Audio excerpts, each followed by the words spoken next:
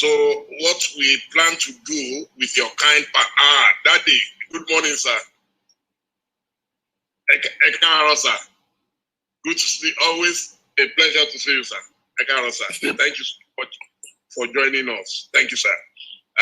Just want to seek the permission of everyone in the house that we would like to adjust the program briefly just to be able to accommodate the keynote address by Bishop Matthew Asan Kuka, who will be catching a flight very shortly. So please, we will have that keynote address and then we can revert to our original order. Thank you, sir. Thank you, Matt. Then could we have Bishop Kuka, please?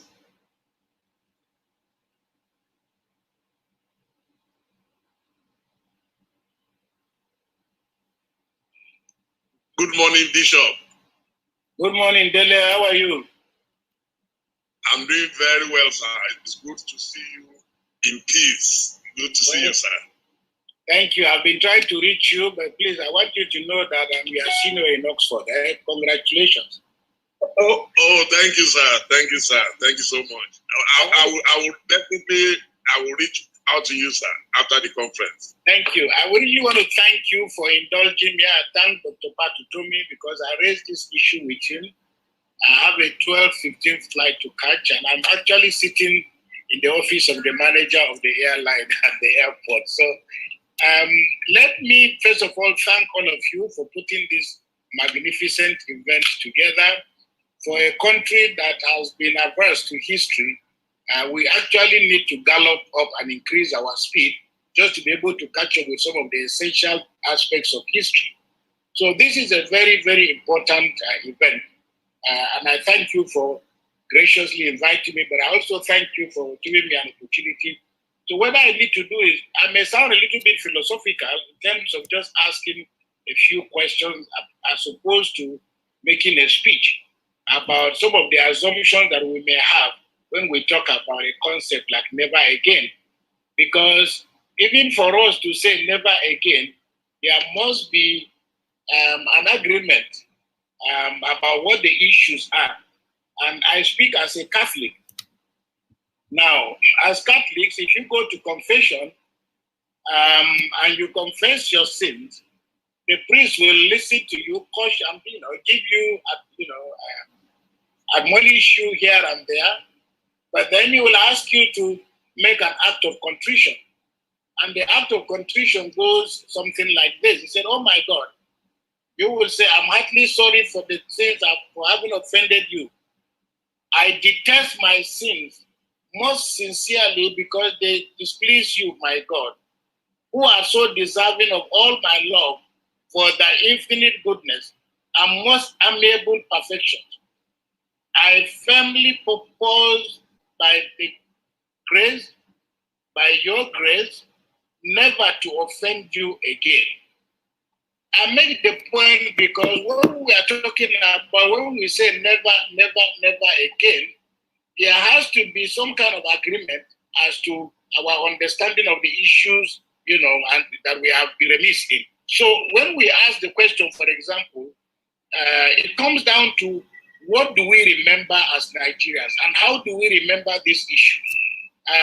Our brother, Bishop, who said the opening prayer, made a very, very good point by testifying who he was, where he was, and how he remembers the Civil War.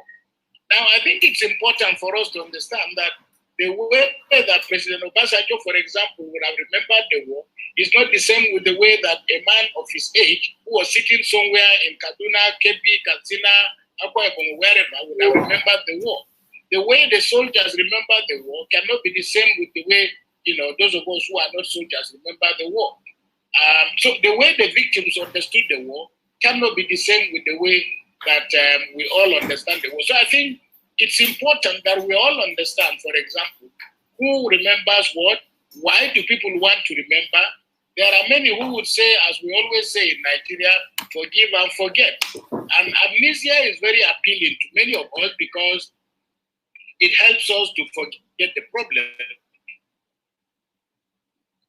But amnesia is more or less like getting drunk and going to sleep. You still wake up with a hangover. So the critical question, and I think why this is important, is for us to come to a point in which we can say never again. We must, as we say in the Catholic Church, acknowledge, understand the gravity of our sins, understand the consequences of our sins, and we are seeking forgiveness from God because we resolve that having realized the grievousness of what we have done, we will never do it again. But we always say we will never do it again by the grace of God. That is why we ask for blessing, because mere commitments are not enough. So we might say never again, only to find ourselves, unfortunately, sadly, falling back in the same pit again. Now, I think it's important. The second point I want to make is we need a coherent narration and understanding of the events, that have been part of Nigeria's history. And of course, this is not a time to go back to the history of the Civil War. But what is very clear to everybody is that those who won the war, those who lost the war, and General Gowon's gracious statement that there were no winners and no vanquished, which was an unprecedented statement in a time of war in which a clear victor had emerged. Now, the graciousness of the military laid the foundation for us to begin a process and a program of rebuilding our nation. Unfortunately, tragically and sadly so, somehow things went wrong. Today, those who fought the war have met a lot of people who are full of regret. I'm told of a general who is of blessed memory now, but who said, look, were the Civil War to occur again, he would be fighting on the other side. Now, there is a lot of resentment and a lot of anxiety and a lot of frustration and the feeling that, we have not learned any lessons. Years after the war, 51 years after the war, we are still hearing of the kind of agitations that ordinarily, with good governance, with honesty, with commitment, with devotion, with dedication, with focus, and with the right leadership, we should have put a lot of all these anxieties behind us. Unfortunately, these anxieties are still with us. To the credit of General Obasanjo and to my gratitude to the government of Nigeria under him, I had the honor and the privilege of serving as a member of the Oputa panel. For me, it was the best university I ever attended, the best school I would have ever hoped to attend, because I was able to hear stories, even though they were just snapshots, but one was able to hear stories from the length and breadth of Nigeria in a way, a manner that was largely unprecedented. Unfortunately, what happened, the kind of things that can only happen in Nigeria, because Oputa panel managed to generate quite a lot of data and a lot of information that academicians, policy makers with a lot of focus would have used some of that data to ensure that we erect a signboard saying never again. Because it gave us an opportunity, a mirror to look at ourselves. We had from those who fought in Biafra, we had from all sides of the country, we had from those who were the winners, we had from those who were the losers, we had from those who were actors, we had from those who were spectators, those who were victims, and so on. So I make the point that part of our problem in Nigeria is not articulating the issues, but we really don't have the mental toughness and the discipline to follow through with some of these diagnostic initiatives. So I make the point because, unfortunately for us, we've not been able to forgive ourselves as a people. The wounds of the Civil War have not been able to heal. Coups and counter-coups that followed after the Civil War, more or less, were miniature civil wars by themselves because they threw up the same contradictions, the same anxieties, the same sense of frustration, and the same feeling of divisiveness across the country. So when we look back, we have to do a cost analysis of what has happened. And we ask ourselves, had we not fought the Civil War, where would we have been today? Had we not had all the failed and successful military coups, where would we be today? Had we not discovered oil, where would we be today? Had we not abandoned agriculture, where would we be today? Perhaps the stories would have been different, but I think that an initiative of this nature must also give us an opportunity to do a little bit of a cost analysis as to what the implications of our inability to have the discipline to pursue effective and efficient policies through has cost us. Because the result is that we find ourselves still sounding even nostalgic about the way things were before the war. 50, 60 years later, we are still agonizing and wishing nostalgically that we had a little bit of steady power supply like we had in those days. Because when we look back now across the country, the entire country, nobody seems to be happy. The citizens of Nigeria are not happy across the board. And even those who are holding public office are not happy. So the governor of Cross River crying tearfully on the ground that after having been governor for 6-7 years, he still felt he had not been able to meet even a fraction of the things he thought he'd be able to do as governor. So what really are the constraints? Because clearly we can see that people are not happy, even as some of the most basic indices in areas it is difficult for us to find an area of our national life where we are doing well, except in the area of corruption. But we are failing in almost every area. Our education, the lack of infrastructure, our inability to deliver on almost all the key promises that successive governments have made, our roads becoming debt traps, the collapse of our infrastructure, the deindustrialization of the entire country, our inability to even create new opportunities for industrialization, this massive cloud of insecurity that is now threatening to engulf the whole nation. So, I just like to make 3 points. The first is there is enough blame to go around from this administration, the administration before it. I mean, blame is part and parcel of politics, and politicians need to get used to that. But we have to then come to a point in which we can say, even though there is enough blame to go around, can we begin to identify some of the issues that are fundamental to erecting a signboard that says never again? For me, the first is the need for us to construct what I call the Nigerian story. And we need, especially now that there are so many extraordinarily talented Nigerians who are making films and doing all kinds of things, there is need for us to have almost a deliberate documentary, a movie in whatever shape or form that focuses on telling the Nigerian story in the most unvarnished form. And I commend quite a good number.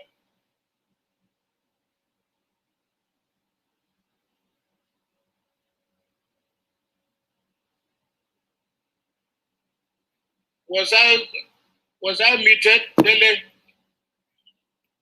Go ahead, sir. Go ahead, sir. Oh. Please proceed, my lord. Go ahead, sir. It's been resolved. Go ahead. I just want to end. I'll take the next 2 or 3 minutes and I will end. I'm saying, for example, that it's important for us to have an accessible story of Nigeria in a way and manner that young Nigerians can understand it, as we say, the labors of our heroes past, where this great country has come from. Because too many angry young people are taking Nigeria from taking themselves as the beginning of the history of Nigeria. It is important that the federal government or that people in different, with different initiatives set out to tell an unvarnished story of Nigeria. And as I said, I commend quite a good number of people who have done some really extraordinary work in trying to deal with this issue. But I think that is an important project. In part, it will reduce the level of blame. It will also help us to understand that all of us have a role to play in building this country. The second point I want to make is the whole question of, religion, the role of religion, in our society. It is a pity, that due to toxic politics, religion has become an instrument of war and violence. We need to roll back and because a lot of this is happening largely because people are using religion in an environment that has predisposed them, to this kind of application of religion. Today is religion, tomorrow is ethnicity. But none of these identities necessarily ought to be instruments for war. In a better organized society, where a government is even-handed in the way it treats its citizens, religion can be and must be for us a tool for uniting a lot of our people. Because if there are extraordinarily good people across the board, and the freedom of religion is something that must be cherished. The third point I want to make is the need for us to realize that as citizens of Nigeria, all of us belong to one country, and we are citizens under one law, under one God. What this means for us, for example, is that if we begin to push back a little bit the intrusive role of religion in public life, then every citizen, whether they belong to whatever religion or no religion at all, will achieve a level of equality before the law, no matter their status, no matter the position that they hold. Because if you are a traditional ruler, if you are a bishop, if you are a president, if you are a governor, you are that because you are a citizen of Nigeria. So there is need for us to create a level playing field in which generally citizens feel very convinced that they have access to equal opportunities. That when they commit a crime, they will go before due process, and that the law is over and above any other form of identity. And finally, it is for us as a country to start to deal with the issues of what I call the problems of consequentialism. That is, what are the consequences for good actions? What are the consequences for bad actions? These, for me, are issues that are very important because we have relativized, we have created a culture in which most things that are criminal are relative. Most things that constitute breaking the law are relative. Corruption, everything has been relativized. We do not have a standard of moral behavior. And that also fits very clearly with what I was saying about the rule of law. Now, if we have an aggregate of all this in place, then I believe that we can begin a process of building a country that inspires enough confidence. A country that we have citizens who appreciate their history, who cherish their culture, who cherish the sacrifices that those who have come before them have made, who cherish those who have governed them with all their weaknesses. Because as I've often said to people, I have been around long enough and I've interacted with many heads of state in Nigeria. I've never met a single governor, minister, president who has set out to destroy this country. People have made mistakes, but we must learn to develop a culture in which we respect one another, the sacrifices that we've made, correct the mistakes of yesterday in order for us to move forward. In that way, all of us can gladly write and mount this signboard that says, never again will we go through the kind of things that have caused bloodshed and division in our country. I want to thank you very much for indulging me and ask God to bless you for this wonderful initiative. May God bless Nigeria. Thank you very much. Thank you, Bishop Kuka. We love you always. You say it as you feel it. Thank you, sir, and please travel safe. I would like to quickly... yes, Bishop? Yes. Oh, so please travel safe, sir. Thank you. I will still hang around because I'm in the manager's office, so I'll still listen. Okay, so whenever the flight is ready, when the plane is ready, I have my body back. Thank you. I will hang around. Okay, Bishop. Thank you, sir. Yes, before we bring in the planning committee's chairman, Professor Pat Tumi, I would like to mention that this event is being co-anchored by my friend and brother, Mazi Nnamdi of Idenje Media and Operation International have put the event together, and of course, the chairman of the planning committee is no other than Professor Pat Tumi, so he will give us his speech now. Good morning, Mazi. Thank you. Good morning, sorry. We can't hear you. Sorry, good morning, my brother Dele. Thank you very much for that introduction. And quickly, I will hand over to the Prof. Prof, over to you. Thank you very much, Dele. I hope everyone is keeping safe. I have my face mask. I am an apostle. Everybody, please, wherever you go, ensure you keep safe. Thank you. Thank you. Yes, now on to Professor Pat Tumi. No audio. Can you unmute Professor Pat? No audio. Okay. Am I audible now? You are okay now, too. You are okay to lovely. Thank you so very much. It is such an honor, a privilege to be part of this continuing initiative. I'd like to say that this initiative started last year with the remarkable work of advocacy in trying to bring a better understanding of the civil war and its aftermath to the Nigerian people in a way that it will become a source of energy for building a new nation. And many countries profit off of learning from the mistakes of their past. And that's why history is so important to understand. Sadly, in our experience, for reasons of expediency and certain worries, we have reached a situation where people are afraid to talk about an ugly past. Problem, Prof.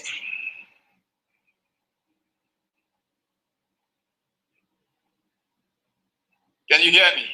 Wow. Now you are back. Now you are back. All right. I was just saying that this initiative started last year as we reflected on 50 years since a civil war that we tried to make disappear.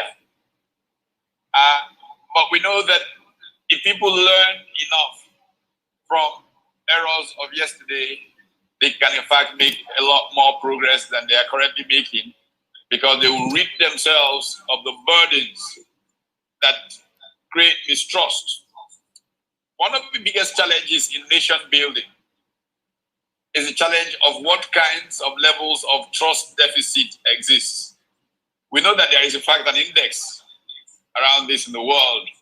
We know that in countries like Denmark and perhaps Finland, that there is a high trust situation.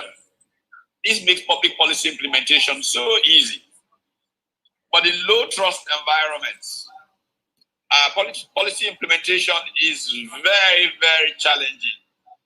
The transaction costs are very high because you have to, as it were, hedge in many ways because of the low trust situation. And we thought that a better understanding of the Civil War can make it not just go away, but become a ladder that people can climb to a higher trust and therefore higher levels of growth for the country. Now, we are pleased to see that we have made progress since last year. The night before yesterday, I had a very lengthy conversation with President Obasanjo, who I hope will still join us for his remarks. And one of the things he said sounded remarkably like Bishop Kuka was saying. In fact, General Obasanjo insisted that we begin a project of trying to actually document the Civil War, getting all who are still living, who played roles, to speak completely frankly, even going back to the coup of '66 and all of those, document everybody's, the kind of work that the Kuta Commission started trying to do. Make documentaries, films like Bishop Kuka was talking about, and then people get to a state of comfort with the errors of yesterday. As George Santayana said, if we don't know our history, we're likely to repeat its errors. And so I'm glad that I am part of this process. The beginning point of getting value out of this process is altering, affecting our modus vivendi, the way that we live based on the lessons from yesterday. It can be called all kinds of names in the nature of the relationship between the levels of government and all of those things. If we get that structure proper, we will reduce the frictions that led us to the Civil War, and we will make a lot more progress. So I'm honored to have been part of putting this together. I want to thank Bishop Kuka for the sacrifice that he has made before jumping on his plane. There are several elder statesmen who are joining us, who were supposed to be formal parts of this conversation. But they are on standby. If the possibilities come later, I would like to invite them on to say what has been run through. So thank you to Yenje Media and to Vision and Television for helping us string all of this together. I hope that with all of this,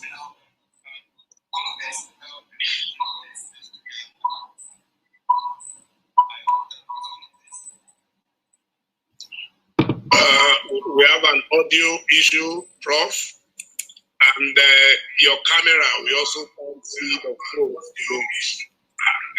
Your camera. Oh, okay. I thought there was another camera following me, so I did use my own direct camera because there's another camera in front of me here. Okay, maybe the camera but elsewhere. Okay. But I hope the gist of my welcome is captured. Thank you, sir. Thank you, sir. Let me say quickly that because of time constraint, we are going to be taking addresses of 3 minutes each because we would like to have the speeches. And without much ado, we would like to quickly call on our chairman, our Baba, the living legend, Pa Ayo Adebanjo, to please address this gathering. Thank you, Baba. Thank you, sir. Thank you, sir. Hello? Yes, we can see you, sir. Baba, we can see you, sir. Yes, sir. We can hear you, sir. Can you hear me? Oh, yes, sir. Beautiful. Thank you, sir.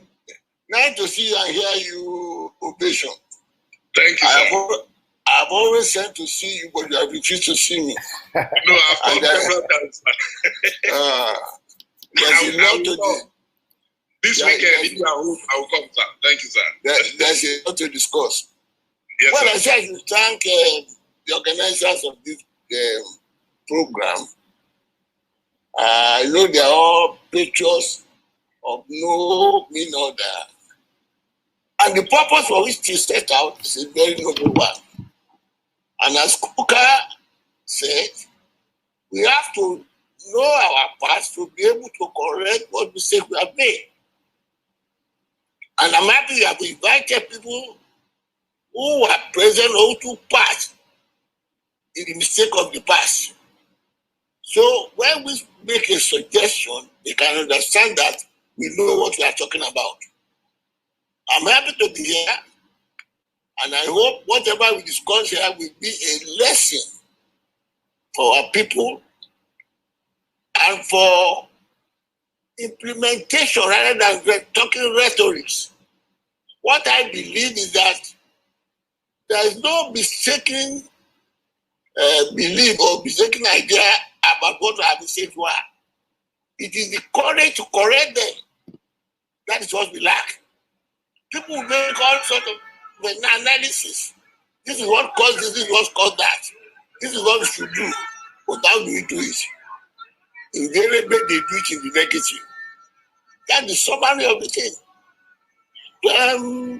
For Pastor Mr. that well, maybe if we go back to where we started, before the trouble came, we get peace.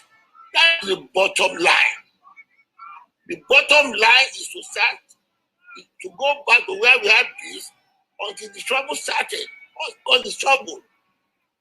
And as Kuka said in his speech, if we want to avoid the past, we must avoid the mistake of the past. The mistake of the past is that we are putting wrong pen in right hole. We deny people their rights. We say we are one and we discriminate against each other. So that's what I think you get rid of. And be honest with our analysis. If it doesn't claim sometimes to criticize or tell the government, they talk under their tongue. Afraid to hit the nail on the head. We can thank God for people like Bishop Kuka. And I pray that he should live long, because people like myself, we have now a very short time to live. People from that part of the country saying it as it is. And I hope those who are listening to listen well with good intention. Let us stop paying this service to one Nigeria. Let us stop paying this service to a united country. We must say it and act it. You can't say you want a united country and you discriminate against another power. And as I think Kokau said that some of the things we are talking about now, we are agitating for. But we be a thing of the past to take it for granted if we really want to stay together.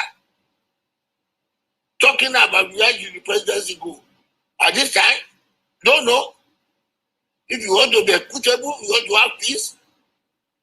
And if you really want them to be here, why should somebody be a part of Nigeria and say he has no right to be the president of the country?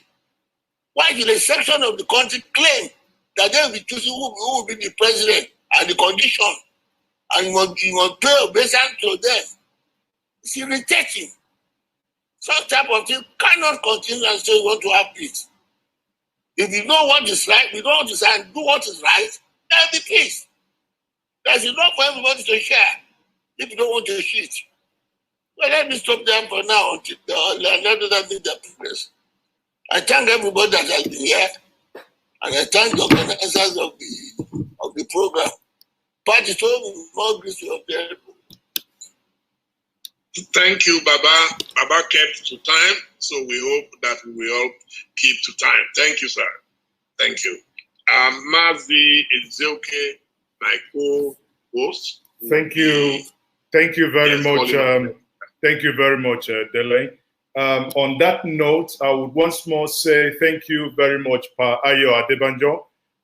Every time that we call upon you and you come, and every time you drop it as it is, you know, one of the few elders still alive that today you are a joy to our generation to listen to. On that note, I will bring another person in the person of Chief Mbazurike Amechi. I am aware that he is in the house. Chief Mbazurike Amechi, please, can we spotlight him? Yes, he is another living legend, and it is an honor. Nayuku, I welcome you. Atsingi, no. Udo Derege Nayuku.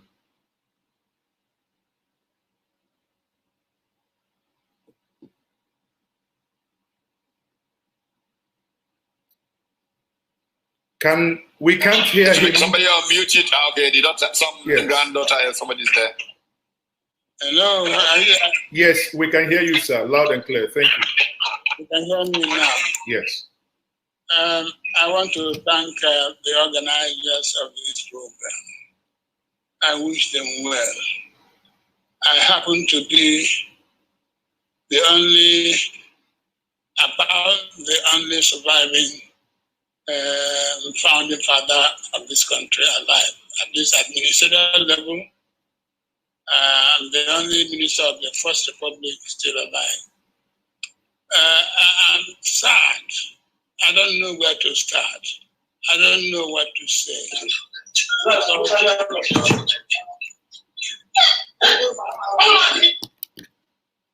Beg your pardon. What I've seen today is no longer the country we founded. We got a constitution from the British government that named us Federation of Nigeria. But we thought that was a constitution put into effect by a law made in British Parliament, by British government. And so in 1961, we, in the government of the Federation, appointed a body to draw up a constitution for Nigeria. And in 1962, this constitution came into effect after plebiscite and passing through the Parliament.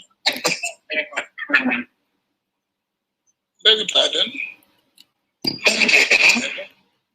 Go ahead, sir. Go ahead, sir. And so we became the Federal Republic of Nigeria, no longer the Federation of Nigeria, where the head of state was a mere representative of the Queen of England. Now, since then, Nigeria has never had a constitution that is of their own making. In 1979, the military government appointed the Rotimi Williams Committee. It wrote a constitution, a draft constitution, brought it out, put it to parliament, and then the military took there was no parliament. The military took the constitution, removed what they did not like, and pronounced it as the constitution of the people of Nigeria. The Supreme Military Council, made up of about 11 top soldiers who assumed power by treasonable action, cannot say that it is a constitution of the people of Nigeria. Again, in 1999, Abubakar set up a Constituent Assembly. The Constituent Assembly wrote up the draft constitution, brought it out to the country. The military took it again, removed what they did not like, and promulgated it as a military decree, a decree of the Supreme Military Council, and called it a constitution of the people of Nigeria. It is not a constitution of the people of Nigeria. It is a constitution of the Supreme Military Council made up of top soldiers from a particular region of the country. So there's no point deceiving ourselves. If we want to stop the thing, the Nigerian people must come together and write a constitution that will be a people's constitution, put it to plebiscite, put it to the public to decide what they want. I happen to come from the part of the country that was conquered in the Civil War.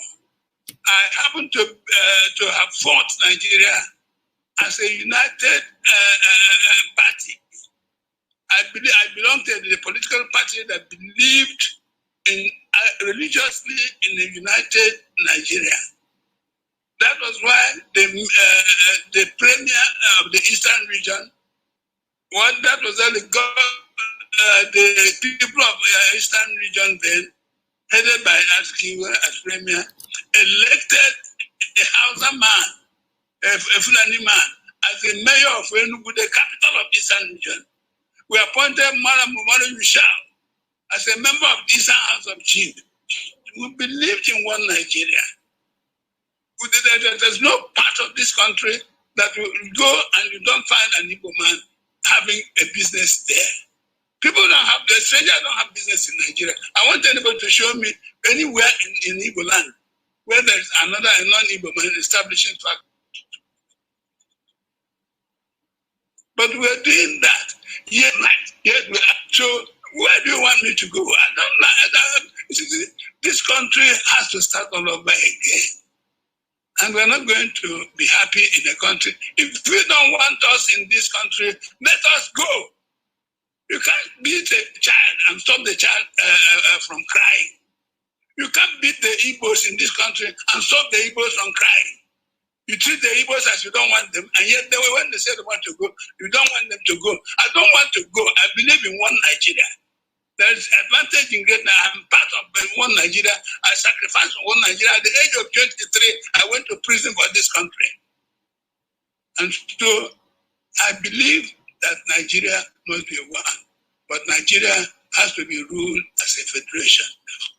And the people of Nigeria must come together and give themselves a constitution by the people of Nigeria, and not a constitution of the military council made up of 11 soldiers.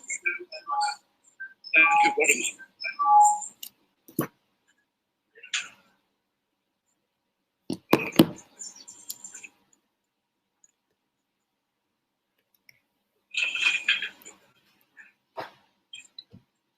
Thank you very much. Thank you very much, Nayugu, and thank you for that stating it the way it is. You know, it's one of those things where you've said it and it is very clear. Anyone who is fair-minded, like Pa Ayo Adebanjo said before, that there are certain things that ought to be done if we want equity and fairness to be the watchword.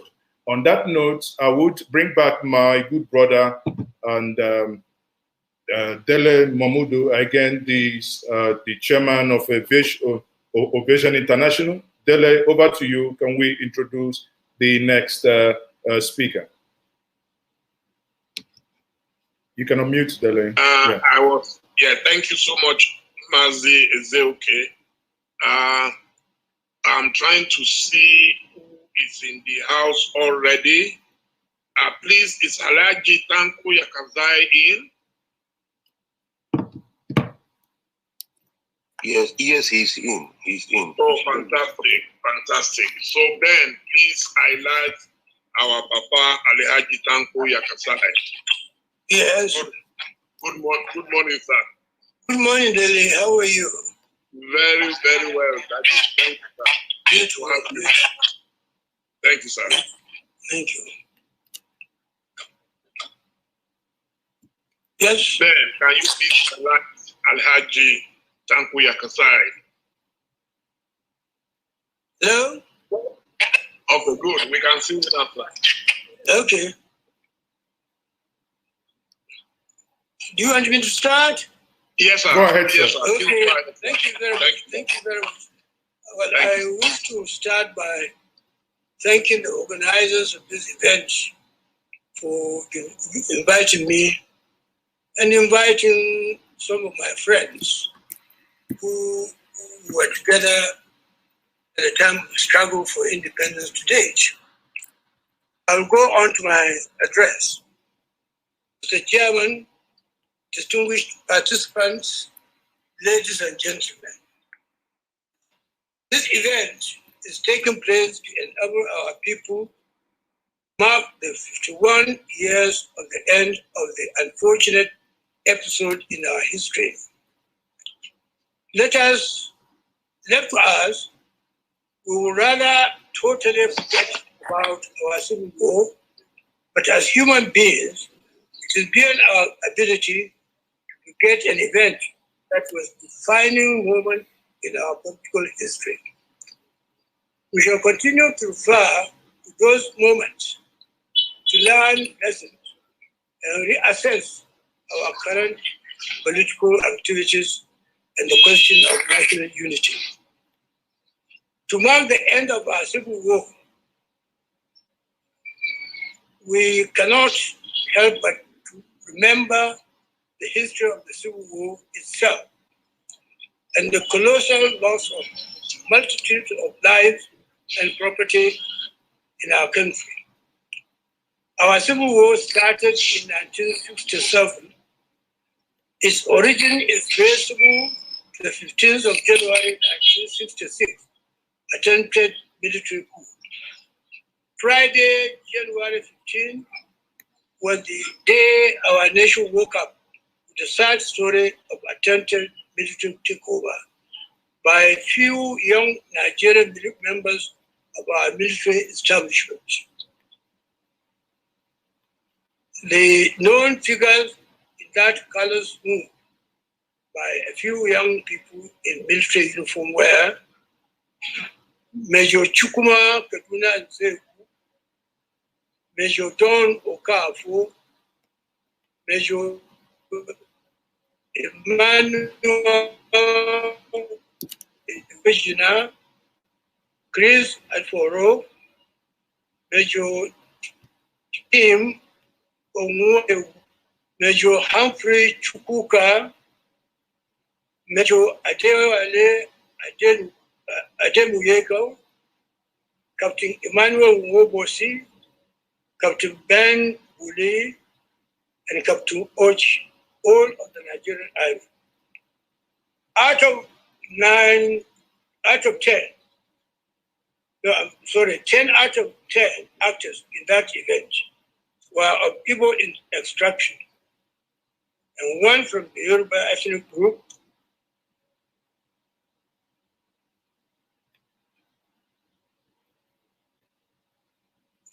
none from the north. Ed's mind realize that event cannot be sustainable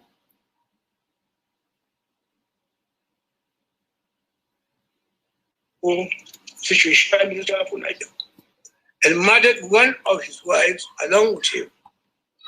Those who abducted Sir Abubakar Tafawa Balewa also abducted the then Federal Minister of Finance, Chief Festus Okotie-Eboh, who was later murdered along with the Prime Minister Tafawa Balewa. Brigadier General Zakaria Malari was shot dead by a Virginia who was his brigade major, whom he stopped for a lift after escaping an attack on his house by the coup plotters. In that very fateful early morning, colleagues of those who abducted the Prime Minister also attacked the house of Chief S.L.A. Akintola, the Premier of Western Region, and murdered him.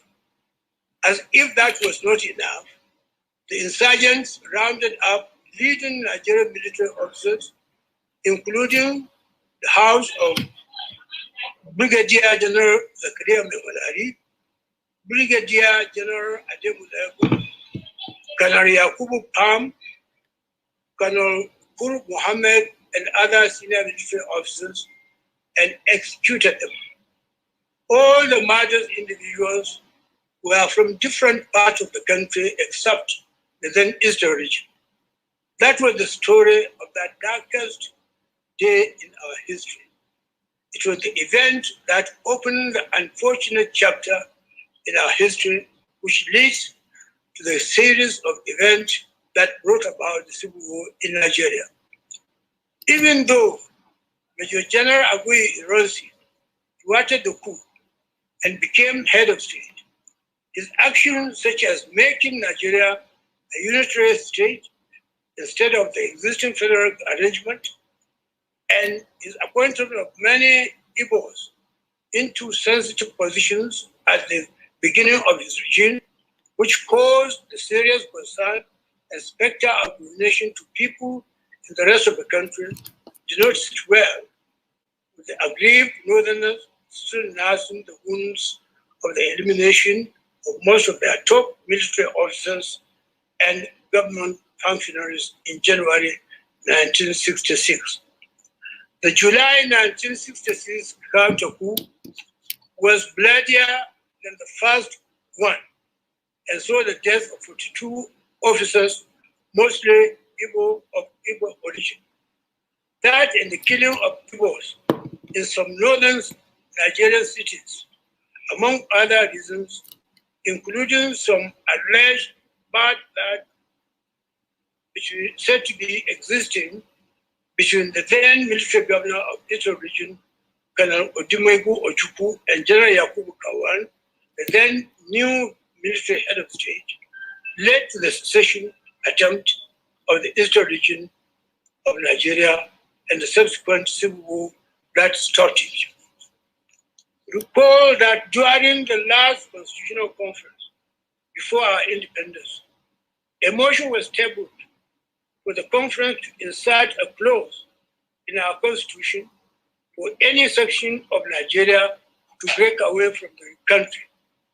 The motion was roundly rejected by the delegates, and the indivisibility of the Nigerian nation was enshrined in our constitution.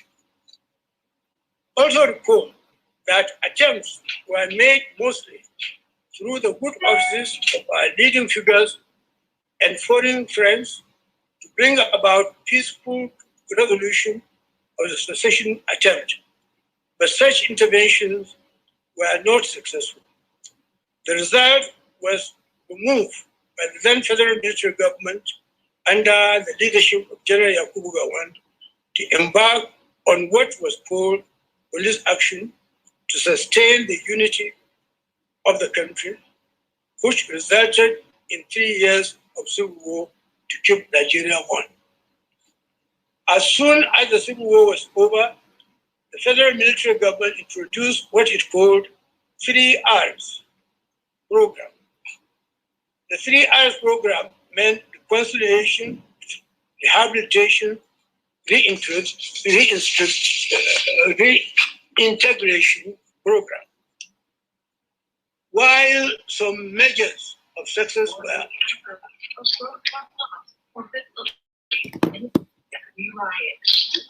recorded in the implementation of the 3R program. Due to human factors, some of the aspects of the program were not achieved speedily. But it is gratifying to note that our country has since achieved tremendous success in healing the wounds of the Civil War, and Nigerians are now living with one another in peace and harmony. People regarded as the main protagonists of that time, especially the Igbos and Northerners, are now living with one another as best of friends. There are many Northerners living in different parts of Igbo land today, while there are Igbos are found in every nook and cranny of Nigeria, particularly in places like Lagos, which is the foremost hub of economic activity in our country, and in the north, forming the largest number of non-indigenous inhabitants in the Federal Capital Territory, Abuja, which is located in northern Nigeria. Despite this level of post-war progress, several burning political issues remain to haunt our political landscape. These include: one, continuous call for a review of the 1999 Constitution and the need to restructure Nigeria. Two, insecurity in different parts of the country arising from military invasions and terrorist activities in the country. Three, the current secessionist movement with the state of Biafra under the umbrella of IPOB over 50 years after the Civil War was over. And four, the mistrust among major sub-regional groups which remain a threat to democratic process in our country. Lastly, we'll need to learn lessons from the Civil War 51 years ago and address squarely the fractional tendencies in the country today. Unity, peace, trade, justice, democracy, and development must be made to work for Nigeria to keep it one and stronger. We should tackle the issue by deliberately skewing our next development plan and constitution to contain integration strategy as one of the major features of the plan. I thank you very much for your time, and I wish you the best on that. Thank you very much. Thank you. Thank you very much, Elder Tanko Yakasai. And you have taken your time to rail out, the histories that, as I would say respectfully, being understood and as was lived during your time. Now, we will be bringing other guests.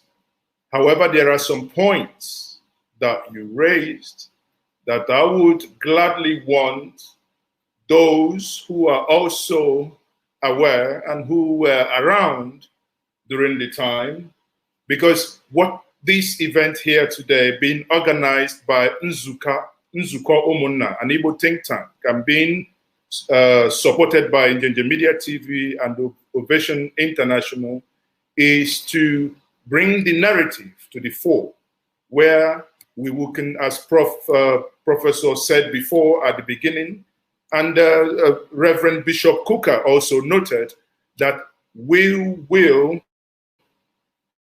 get to the point that we can build something together. As the team said, never again. Never again that can things that had happened in the past happen before. On that note, I would say, if we have Elder Emma Elazu, if he's here, he can speak, and I would beg him if he can touch on some of the points as contained in the speech of Elder Pa Tanko Yakasai. Elder Uma Elazu, is he here? Back office, can you please spotlight him? And he can take over the podium. Back office, do we have Elder here? Yes, he's here. Okay, please. Oh, okay, yes. Nayuku, thank you very much once more for meeting us again. Udo Drege, can you please now take the podium? Thank you, sir, for joining us this morning/afternoon.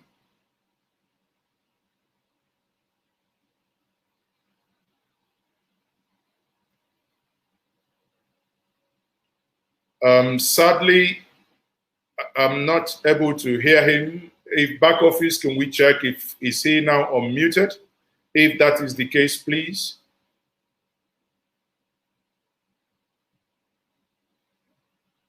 Sadly, I can still not hear him.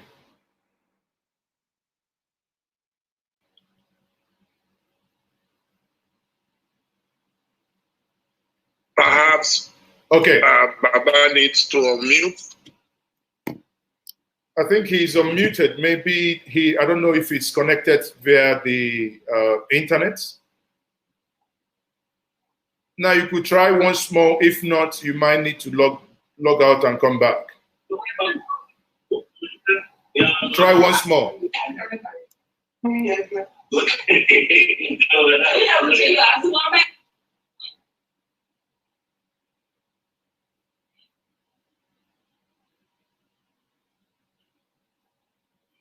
He's unmuted.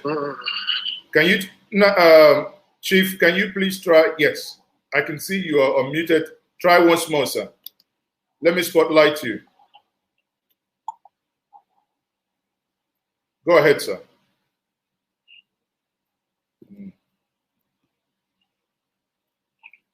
Not working out.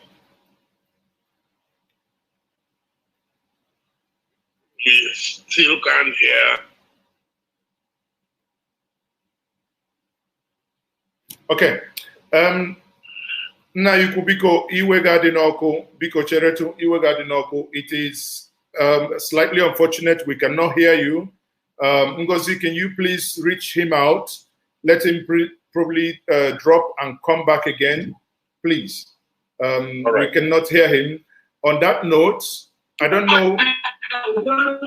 On that note, I don't know if we have Mrs. Charity Shakari. While we wait to get Chief Uma Elazu, can we have Mrs. Charity Shakari? Is she here amongst us to make a brief intervention, please? Yes, she's having a network difficulty. She's logging in. Maybe you can go to. Okay. She's logging in. Can we, Mazi? Yes, Dele, go ahead. Okay. Is Ambassador God knows Sigali in the house, please?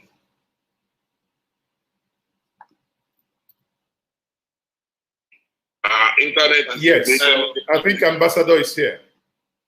Yes. Okay. Your Excellency. Thank you very much. Yes, sir. Thank you. Thank you. Well, can you hear me? We can hear you, sir. Loud and clear, sir. Okay. Sorry. Thank you. Let me begin by appreciating the organizers of the conference for creating this opportunity for us to discuss and brainstorm on issues important not only to us, but more for our children. And I also would like to appreciate our fathers who are here. I'm happy to join again. We are part of a struggle. It's one of the leaders of Southern Nigeria, Middle Belt, and we've been in active discussion with the Northern Elders Forum, is the co-leader.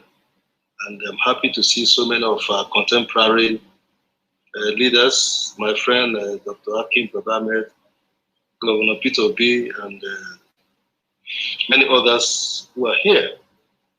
Now, for me, continuing from Father Kuka's, from Bishop Kuka's intervention, keynote, which I think has covered the most critical issues. And I must commend Bishop Kuka. He remains, I did a lot of my scholarly work in South America. And I know that the change that came to South America came mostly from the clergy. We call them liberation theologists, and Bishop Kuka has continued to play that role, being the conscience of the country and speaking what many of the ordinary people are not able to speak. But I think he has made a critical fact that meant what the war, who may not know, but those of us who are from the South were as much victims as the people from the Southeast. And like Professor J.P. Clark aptly put it, we're all casualties, both the winners and the other side. But we also found ourselves in Biafra. And in the opening remarks, the opening prayer, the bishop stated how, as a young man, he was being carried up and down. Your case was better because I was being carried up and down in water. I remember twice overnight I slept in water all night because of the fact that troops were coming, clashing with each other. So we're all casualties. Now, going forward on this particular discussion, I think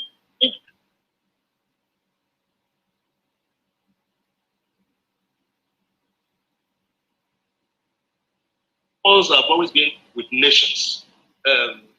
Nations, human societies, people have always tended to express themselves in terms of having strong views, which sometimes end in conflict. So we have seen civil wars as part of human history. And it's not to bemoan the fact that a war took place. We all knew of what happened in the American Civil War, where over 600,000 people died. And the series of wars in European history that took place 100 years.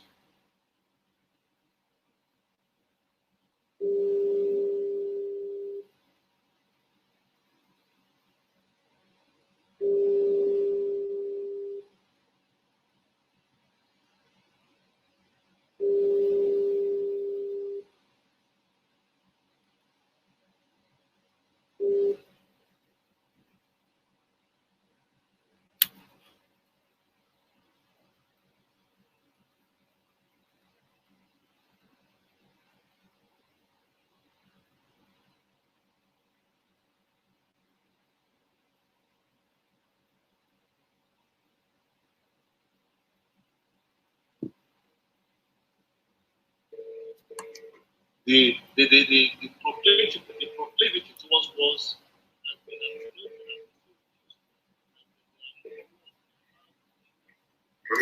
Yeah, nna ya okwu. Ọ Maazị Ezoke na-ekwu. Ahụ m na o kweghị ka ịgbanye amaghị m, anyị anụghị ihe ị na-ekwu na the conference. So ihe ga-emenụ bụ na anyị ga-try again. Ọ bụrụ na ọ ga-awọk, mana m ga-akpọzi gị na the issue of line now, then ga-agwazi anyị okwu through audio. Okay. Mana can it be sent to my mail? I've been looking for it. Mail. Because Ibata at the meeting now, Ibata, and we saw your face, but we couldn't hear you. Okay. But I'm just thinking, as an alternative, Kama Oga Emeha, then you can speak to us through this, yeah? Well, thank you.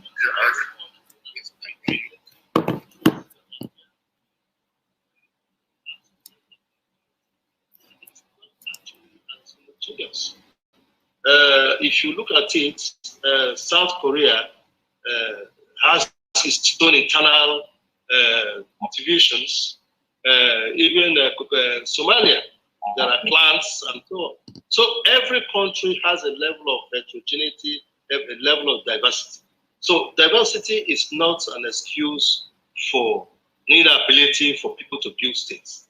Now the last point I'll make before I give one or two recommendations is the fact that state building is not a one-time thing. It's not a one-ended thing. State building is continuous. Nations are built continuously, and without sounding immodest, I must say that my academic work and my 2 award-winning books. This is entitled Global Trends in State Formation and Origin into the Inquiry, Survival, and Dynamics of Nations. And I've looked at, then we look at the perspectives of nation-state formation in Africa, both which are award-winning books that are school curriculum all over the world. Now, we've seen that you build nations, you don't stop, you continuously make effort. And I think that is the lesson for us, who are the leaders of today. The building of the Nigerian project must be a continuous exercise. It's not something that because war happened, we have to bemoan the war, we have to say, oh, we suffered during the war, or we won the war. No, we have to see that we continuously try to build. What do we need to do? Number one, elite consensus. We, the elite, must agree that we need to build this nation. We need to build this country. We need to talk together. We need to think together. I remember the thoughts of Julius Nyerere. Nyerere said, building nations is continuously talking. And that is why he opposed the Westminster system, where they told him there must be opposition, there must be shadow government, there must be the government. He said, no, in the African palace, in the traditional setting, you don't have somebody opposing somebody. You all talk until you agree on a consensus. We must think about consensus. We, the elite, must think of consensus. We must be able to labor and talk and see how we can build this country in a way that it is convenient to each other. And let me say this, Lord Lugard, Clifford, Arthur Richards, Macpherson, Littleton, they all realized at different times that this was a diverse country. And the only way this country could go forward was for the elite to keep. That was why the Ibadan Conference was called the first place. And our founding fathers, please, it's very important for us to know this. Our founding fathers made it very clear that we are different people, that you cannot choke all of us into one box. But as we recognize our diversities, let us keep building a framework, a platform that all of us can be called a country. The other thing is rule of law. The law must rule. The law must rule. Our father, Bazuluke, has spoken and said about how we have deviated from the original constitutional norm. Very right. The constitution that was negotiated from Ibadan Conference 1950 up to 1960 constitution, from after the military coup, we have deviated fundamentally. Now, it's not for us to cry over spilled milk. It's for us to see that we continue to build a constitution that accommodates everybody. You see, in a federation, in a diverse country like Nigeria, we must listen to each other. The constitution must cater for everybody and protect everybody. A situation where some people feel superior to others. A situation where some people don't feel protected by the constitution creates a problem. It's a precarious balancing. We have to consider each other. We have to know that every part of the country must be carried along. And that is why I think the expression on the part of the Igbos to say, look, hey, this country originally was a tripod and later became a quartet in the Midwest. But whatever it is, we too should have a taste of ruling the country. And some people say, no, you cannot rule the country. No, you can't say that. The whole idea of the law is that it takes care of everybody. It accommodates everybody and makes everybody to feel, have a sense of belonging. And maybe I should end by saying that when we talk about democracy,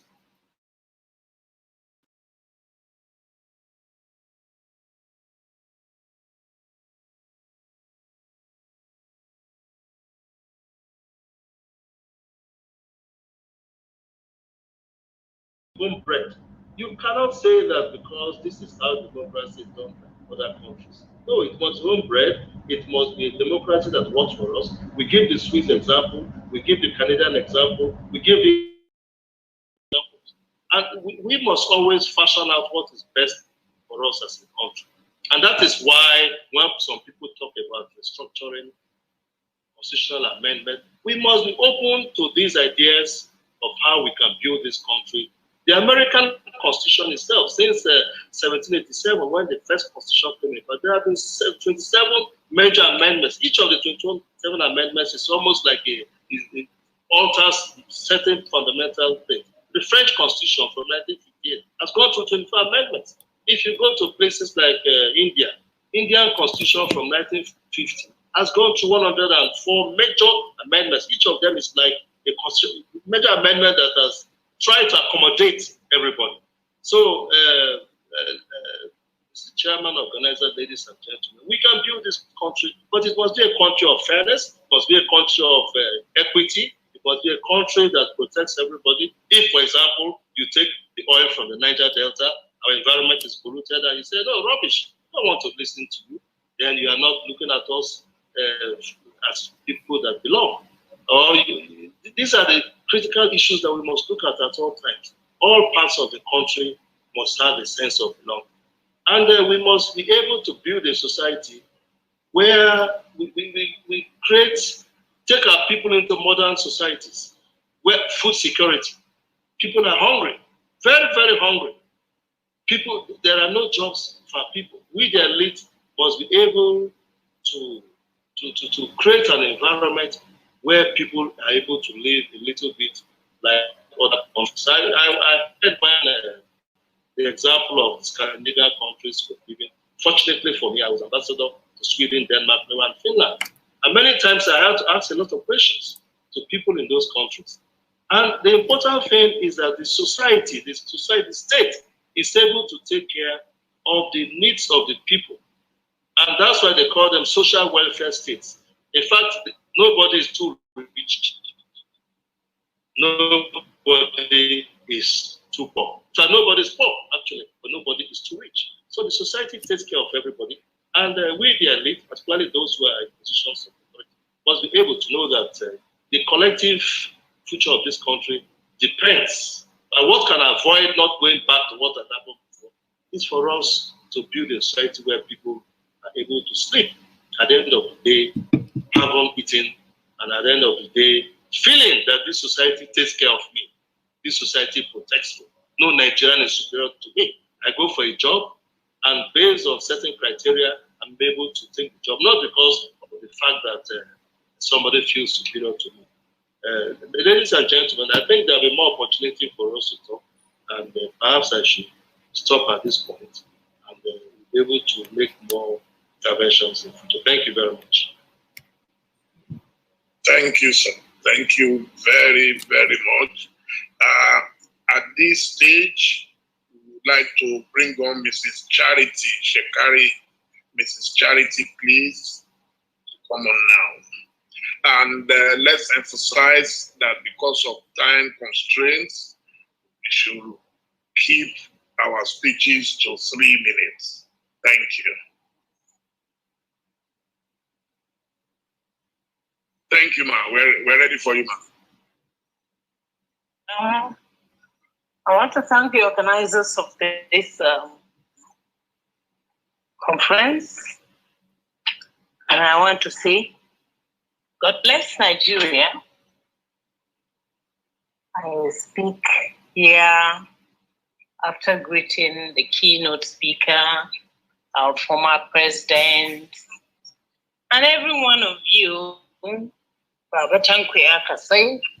I can see Dr. Hakim Baba Ahmed, Igali, and Dele Momodu that I've always seen from a very far distance, but today I can see you closely.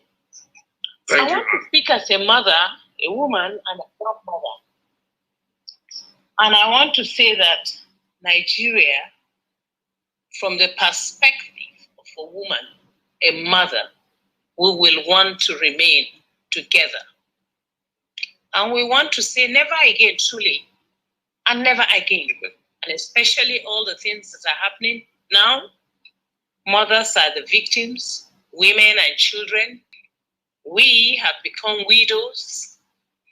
We have become displaced, refugees. We are dispossessed, impoverished, exploited sexually, and many other ways. What is to be done for us to keep this country together? Emancipation, empowerment, and involvement of women in the processes of peace and human capital development. But as we say never again, is that really happening? Are women actually being involved and made to be involved consciously, knowing that a woman is a universal factor. For every religion, even beginning from God, when he wanted to salvage the world, he sent Jesus Christ through a woman. Why did he give a man that opportunity? Because a woman is dependable and a woman can deliver. Now, a woman can do things that men cannot do, and that is salvage situation.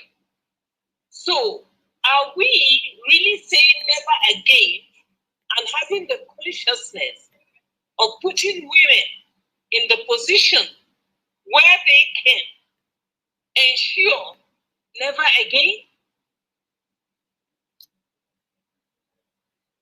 What is being done to see that in all sphere of life in Nigeria, in governance and everything, that women are involved?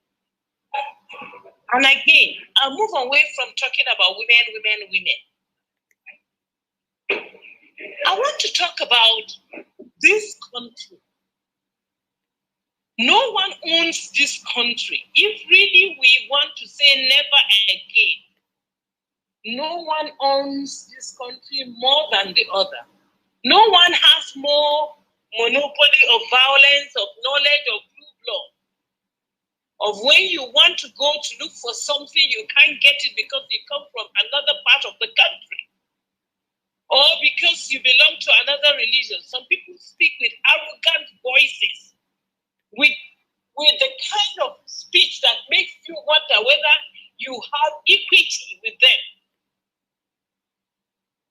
If Nigeria is going to be one, our voices must be such that listen to the voice of reason and peace. Not to say, I don't want this country. Another one says, I own this country. Another one says, you come from this area. Or even the conflicts we have in this country, some people want to give a different narrative of what it is. So if there's going to be never again must be observed never again. But the conduct and the processes of arriving at never again need to be re-evaluated. Some people conduct themselves as if they are the ones who rule this country forever, and nobody should talk and nobody should say anything. Hey, this country belongs to all of us, and never again is truly going to be never again. And we want Nigeria, and we want Nigeria to remain. And we remain with the country, not with people, not with political parties or people that have institutionalized themselves and made themselves gods. Nigeria will survive, and we're going to survive emancipated and empowered. But never again must follow the due process of never again. Our constitution must be the people's constitution. People must begin to talk in a way that makes you know that you don't have the monopoly of violence or the monopoly of power or monopoly of knowledge or monopoly of deciding who stays in which part of the country or who takes which position. Nigeria never again will what Biafra put us through or whoever put us through. Nigeria never again. We want the history of what has happened to be given to our children. Let the children know what happened. What happened in Biafra? What happened in 1966? What happened? We want to know. We want the children to know from the beginning to the end. Let the history be rebrought for us to know what happened so that people can know their history. Let us know where we are coming from. Let us know where we are going to. I guess I've spoken for more than 3 minutes, but I want to say never again. And if it is never again, it should be on equal platform. No one has monopoly of owning anything in this country. We are equal. Thank you very much, and God bless you. Thank you very much. Thank you very much once more for the passionate speaking as a mother.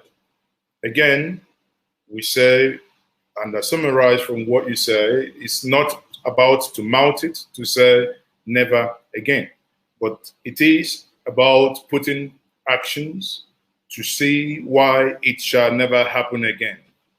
I will take the privilege now to get back before we had Elder Omar Elazu, whom we tried bringing on before, but it appears there is a problem in his own connection. So we will have the privilege of having him speak to us via the telephone. And as long as he picks, he will come up now. Elder Umar Elazu, I don't know if he manage to come on back office. Can you please check? If not, he's been placed on speaker now. So if he comes in, he can quickly speak to us either way. Either he comes back. Okay, so Elder Umar Elazu, please, 3 minutes. Is he back on? No, he's not back. You can proceed through the phone. He's not back. Okay, so yes, I'm trying to connect him now via the phone so that we can have him quickly speak to us and make his intervention. While we do that, I think we can quickly go to the next person, and since the connection appears to be a little bit problematic, I think the line is somewhat busy, but it's fine. We will go to the next person now, and that will be in the person of the Afro Senator. That is in the person of Senator Shehu Sani, a former senator from Kaduna State. Senator, can we please, back office, can we spotlight him? We have Senator Shehu Sani there. Senator, you're welcome. And please, can you make your intervention max 5 minutes? I think back office will help us with the sign when they exceed so that we call their attention. Senator, you're welcome. Thank you very much, sir. Thank you for having me. Well, it is an honor to be here and make my little contribution. First of all, I must appreciate the honor of this invitation. And then I have had the presentation by various speakers, particularly the elders, those who have seen it all. But for me, I have a very little contribution to make. First of all, we can happily say that the Civil War has ended over 5 decades ago, but the civil battles continue. Because from the time the last gunshot was silenced to this time, thousands of people lost their life as a result of issues still that has to do with the unity of the country, whether it is ethno-religious war or sectional issues or whatever. We are still having problems with ourselves as a country. And then the next I will say is that what are the lessons we have learned from the Civil War? Because for such number of people to have died, over 2 million, and for such a country that has invested so much in that war, in the name of uniting a country, what have we actually achieved? Are we actually united? These are the questions we need to ask ourselves. Well, for you to get the practical answer of that question, you need to go through the comments of people, young people that come from the southeast, and young people that come from the north, and young people that come from the southwest. When you go to social media, the young people who have even not experienced that war are still entrenched in the belief, young people from the southeast, that the war was a massacre, was a persecution of people of Igbo ethnic stock, and the ones from the north still feel justified on the federal side. So what have we actually achieved? It is important for us to understand that the national anthem is not enough to unite a country. The constitution of the country is not enough to unite a country, or the national pledge, or whatever emblem we have, the national flag, or whatever. But what is most important is that we must entrench justice and equity. Every part of Nigeria and every Nigerian from any part of the country must be given the recognition, the honor, and his dignity must be recognized as an equal participant in the Nigerian enterprise, which is very much lacking. In the late 50s, Umaru Altine from Sokoto State contested election in Enugu State and became mayor. His family still lived in Kaduna, and I happened to visit them some few weeks ago.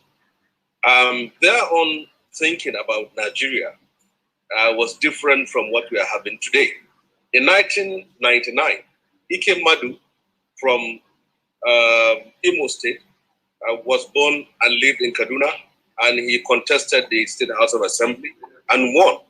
Now, with these two examples, it is impossible for you to say 2 decades after the restoration of democracy, it is possible for anybody from the north to win an election in the south, or anybody from southwest to win an election in the southeastern part of Nigeria.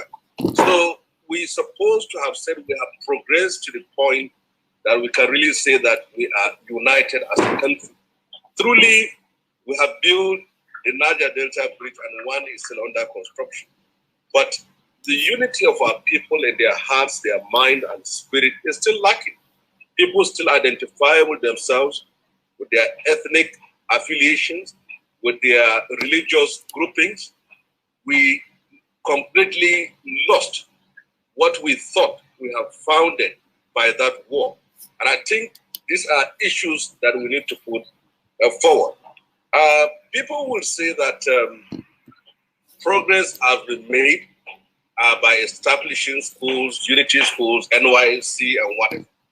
But just engage each Nigerian from where he comes from in a discussion and see what he will say.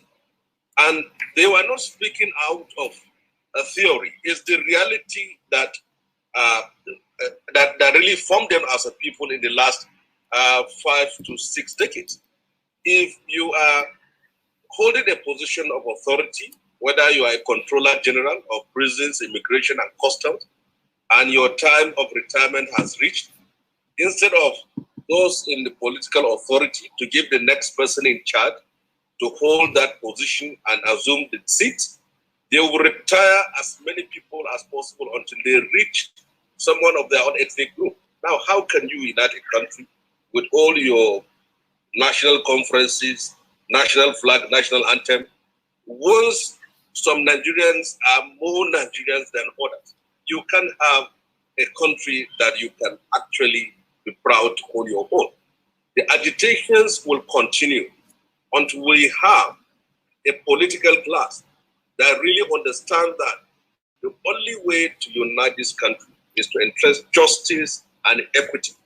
And you cannot do that until you make sure every Nigerian is fully convinced, or majority of Nigerians fully convinced, that his birthplace, where he comes from, will not be a hindrance or impediment for him to achieving anything in life. So I believe that a conference like this should continue and should bring in more people whose contribution will assist us in where we dream to be. Thank you very much for the opportunity. Thank you very much, Honorable. That is Senator Shehu Sani.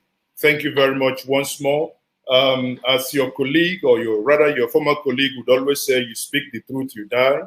You don't speak the truth, you also die. And I say thank you very much for staying with the truth this afternoon. On the same time, I would I have Dr. Omar Elazo on the line, on the telephone. He's going to now speak to us via the telephone. Elder, please, can you quickly make your intervention note? I would want you to look slightly to the presentation made by Pa Tanko Yakasai as he made his presentation. And I will want you, in your submission, if you can quickly also respond to that, sir. You are now, everyone is listening to you, sir. Dr. Omar Elazo, can you go on, sir? Hello? Yes, we are hearing you now. Go ahead, sir. Can you hear me? Yes, loud and clear, sir. Okay, thank you very much for involving me in this discussion. It's a pity that I cannot manipulate all these first world gadgets.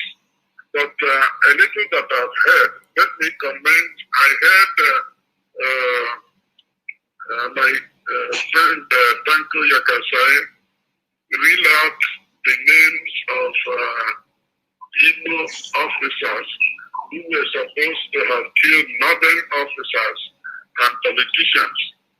But he forgot to mention the conditions that brought about the first coup in the first place. Because when you come to equity, as the lawyers say, you come with clean hands. If we are talking about never again, I was going to suggest that we look at it from a point of view of a statement of hope, not wishful thinking. It's a statement of hope that maybe we can stop the kind of circumstances that caused the first coup in the first place. I believe that Tanko Yakasai is as old as I am. He should know that the problem started even from the census. From the census issue, we moved to the issues in the Western region. We moved to the issues that sent Kifawulo was to prison. We moved to the issues that caused Akintola, to take over the Western region. All those things, and the Western region election, which was the cap that made the young men of January 15, 1966 to do what they did. And if you read their speech, you will know that they were Nigerians, and they wanted to make Nigeria proud. Even if it is all Igbo people who did it, which is not true. Those young men, in my view, were the real Nigerians who wanted Nigeria to stand proudly among other nations. Agreed that in the process they did not succeed. But who stopped them? It was an Igbo man rounding other people. So when we tell half, it will not help us in solving the problem of never again. Having said that, let me just say a few things.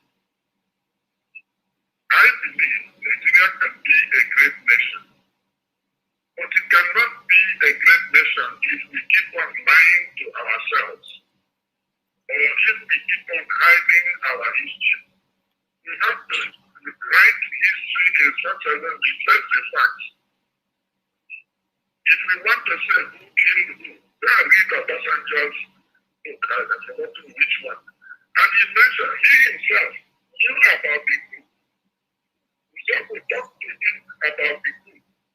What did he do? And there were many others like that. If I knew they were going to do this, I can not get the list of the officers who participated in the first coup. But let us put all that aside.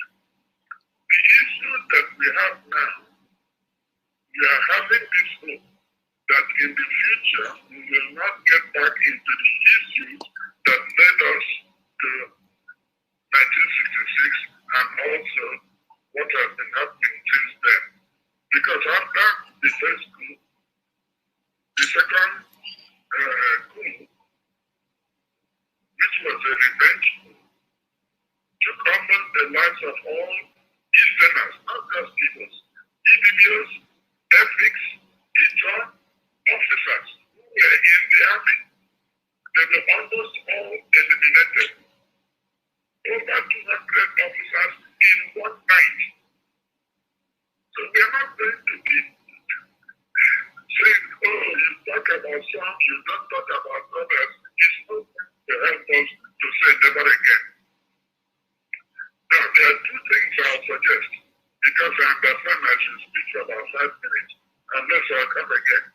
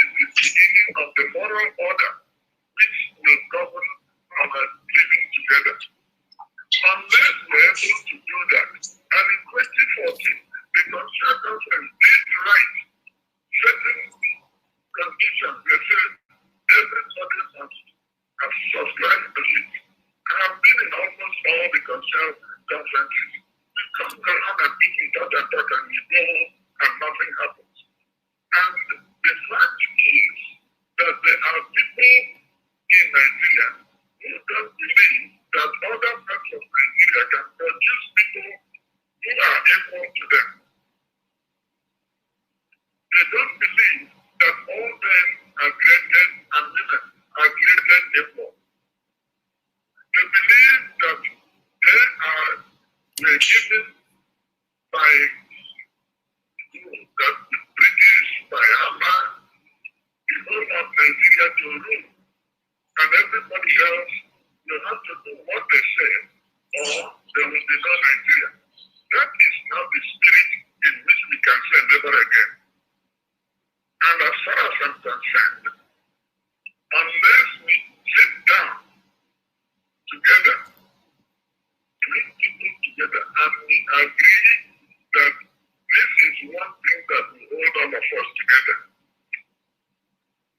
Like America said that all men are created equal. I would say if we continue to be in this Nigeria in the way that the dominance of some ethnic groups is taken for granted, and people from other ethnic groups start pandering to that ideology, we are not going to get out of trouble. Because today in Nigeria, the tension between the images of a moral order, which many of us have in our heads, and the actualities, things that are actually done, they are so miles apart. You can be talking about democracy, and then you cannot sleep with your two eyes closed because somebody is carrying AK-47 and wants to kill you. Somebody you don't know, somebody you don't know, somebody who simply wants to kill you because you are who you are. So, my friends, if we want to build Nigeria in which everybody will live at peace with one another, we have to start by creating an image of moral order, which we will teach to the next generation to begin to know in their hearts that they are Nigerians, and that anybody who is a Nigerian has certain rights and privileges which accrue to that name. I remember in 2005, Nikki Toby was the chairman. Sir, can you run? He wanted people to speak. And I raised my hand. And I asked one simple question, and he fled up. The question was, what is the definition of a Nigerian citizen? And what are the rights that inhere in being a Nigerian citizen? And that question has to be answered. Let me stop there. Thank you. Thank you for inviting me. If I could listen to others, I can say more. Thank you very much. Thank you very much. Thank you very much, sir. The back office will get back to you. We'll try to see if we can get you back in the main meeting. On this note, we'll say thank you very much and have a wonderful day. We'll bring you back again to the main meeting. Now, I will be handing over to my good brother, Dele Momodu, please, to bring in the next guest. Dele, over to you. Yes, our next guest is a woman of substance and someone I like to hear speak all the time. And we're speaking of no other than Our Lady of Music, Onyeka Onwenu. You are welcome, ma'am.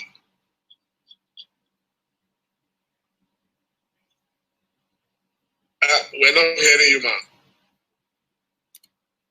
Okay, you can hear me now, yeah? We can hear you now, yes, please. Lovely. Thank you, my brother. It's always good to see you.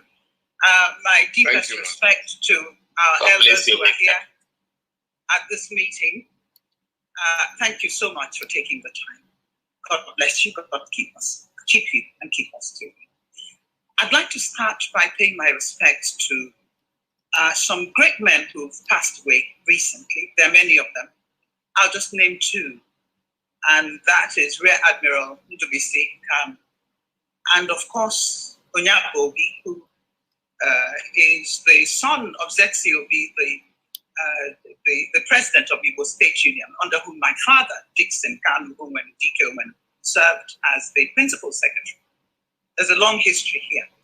We're losing people who have still so much to give to this country and so much direction to give to us. I'm almost tearing up and I don't want to.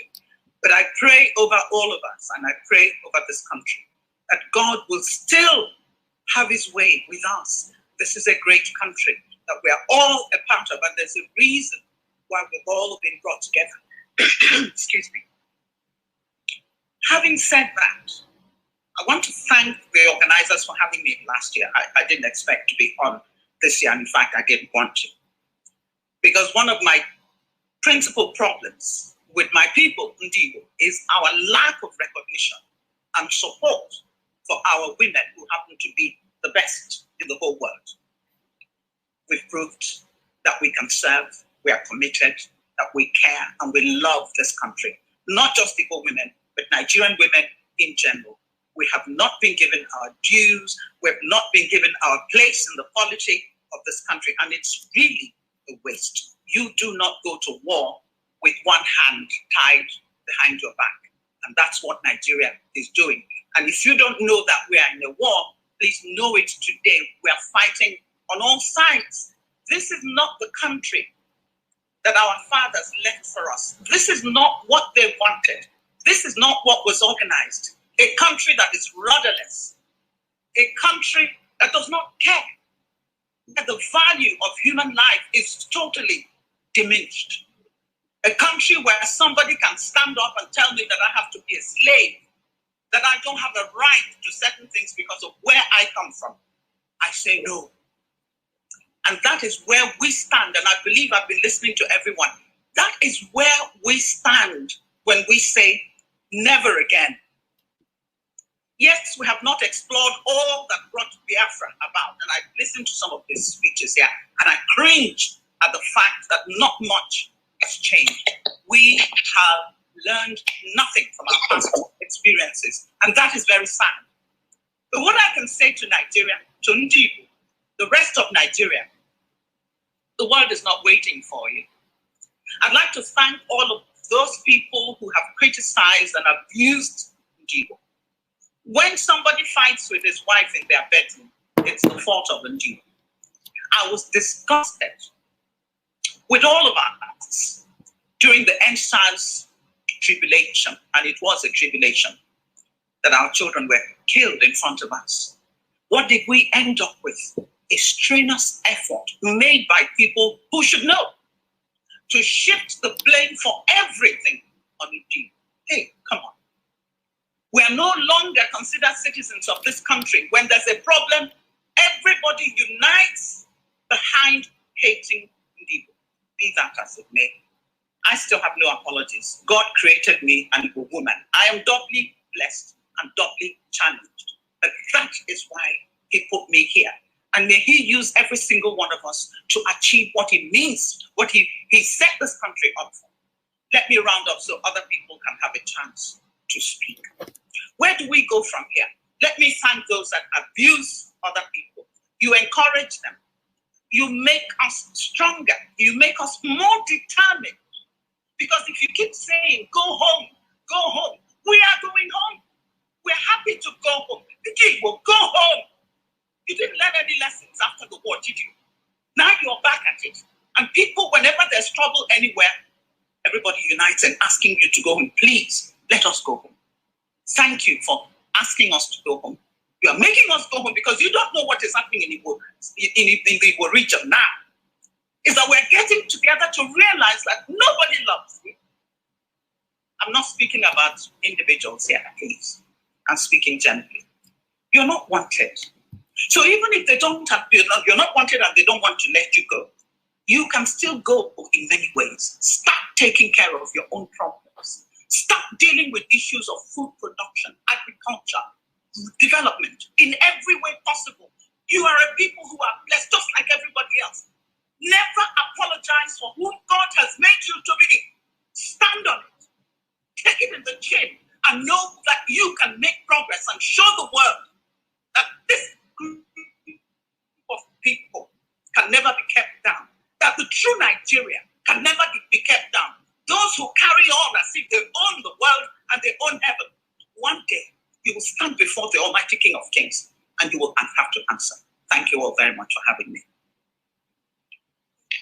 Thank you. Thank you very much for that short and brilliant speech. So on this note, we'll be going straight to the next speaker, and that will be Dr. Akim Baba Ahmed. Doctor, please, you are welcome to make your speech now. Thank you, sir. Thank you very much.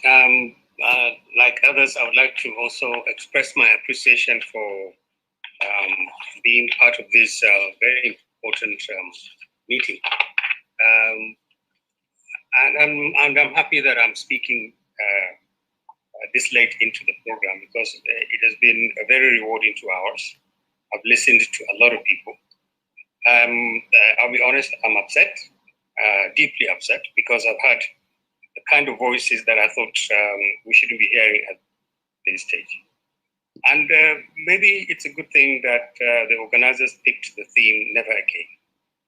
It's we who should be reminded about Never Again, not the rest of the nation. We are more bitter now about the Civil War. 51 years after the end of the Civil War, we are more bitter about the circumstances, about what happened, what didn't happen, what versions of history we want to adopt, what version of history we want to throw away, than we were 5 years after the Civil War. We finished this war in 1970. Within 4 years, virtually all the Igbo who had left the North, who were still alive, had come back to the North. They'd taken up their lives. Northerners had moved to the East. Nigeria had moved on. Here we are 50 years, abusing each other, disputing the history. So it's a good thing that we are saying never again. But I think we need to recognize never what again. This is the elite. This is the cream of Nigeria. And we are speaking in a manner that suggests as if we're still fighting the war, which means this country has not made any progress. Certainly it hasn't been. Now, history is very important. Virtually every speaker here has drawn attention to the fact we need to understand what happened. And there are many versions of this history, and you can never get just one version. There will be many, many versions of this history. There's no problem with that. But let's agree on certain basics, even if we put a spin on some of them. There are many things Nigerians did well. Every Nigerian got together and agreed that the British had to leave in 1960. That was a great achievement. It was achieved by Nigerians. We ran a government with all the problems for 6 years until the military came in and took away a democratically elected government. And they launched the country on a path of tremendous disaster, which went all the way until 1970. Now, you want to blame one part of the country, you want to blame the military, you want to blame the civilians. That's a different thing entirely. We need history, but we need to be careful. Our present and our future should not become captive of the past. If we do that, we will never fix the problems of today. We would always fight over what happened in the past. This is, for me, the most important lesson of what is going on now. We keep harping on what happened in the past. What do you do about now? What do you do about the future? How do you fix this country? How do you address the youth of this country? When we have fed on wrong information, misleading information, lies, alternative realities, we've created enemies for them they have no business having. So what do you do? How do you reinvent this country's history? How do you reinvent the future for this country? Now, for me, I think the starting point is to recognize the fact that the elite, the post-Civil War elite, has substantially failed this country, and even more than those who launched this country into the disaster that ended in 1970. So what do we need to do? I think we need to recognize the fact that As we speak, the year 2001, this nation has never been worse than it is. Not even during the Civil War. Not even during the Civil War. I'm sorry for those who felt the Civil War was the worst disaster. It isn't. Today is the worst disaster we're living. You have a very poor governance, leadership that really doesn't care about Nigeria. You have massive insecurity. You have no fresh ideas. You have leadership that is more interested in having power than governing. You have complete vacuums. Leadership has retreated. Other leaders have retreated. All we do is insult each other, abuse each other. No one is building bridges towards each other. This is the state of this country. And the way we are going, it's just going to get worse unless something dramatic happens. So we need to recognize the fact that when we say never again, it can happen again. Let's not kid ourselves. It can happen again. In fact, worse can happen. When people say, IPOB says, we don't want to be Nigerians, some Biafrans, we don't want to be Nigerians, they forget other parts of the country also, there are many people who particularly are not keen about staying in Nigeria. It's not a big issue. There has to be a consensus that this country is worth saving, and it is. And we must work together. So the Nigerian state is very fragile, not just because the consensus around its continuation is weak, but because the elite who should work together are not working together. So we need to recognize the fragility of the Nigerian state. We need to adopt a sense of urgency and history. This is very, very important. We need to change the quality of leadership we produce all over. All over. We are on our knees now because we made wrong choices in the types of leadership that we elected. Politicians at all levels have no business being near power. So if we want never again to have to be actually never again, we need to revisit the process by which leaders emerge. We need to elect good leaders. Nigerians are fantastic people. We have the best. God has given us everything. We have no business living under the kind of leadership we're living now. So we need to take up two major gaps that exist. One, between the elites. You can imagine, a lot of people have been restrained in the way they talk now. We know, because I represent one of the groups of the elites, we know when we sit down or when we talk, we literally cheer at each other. Now, who else is going to fix this country? Is it the same government that can't fix security, can't fix the economy, can't fix the youth?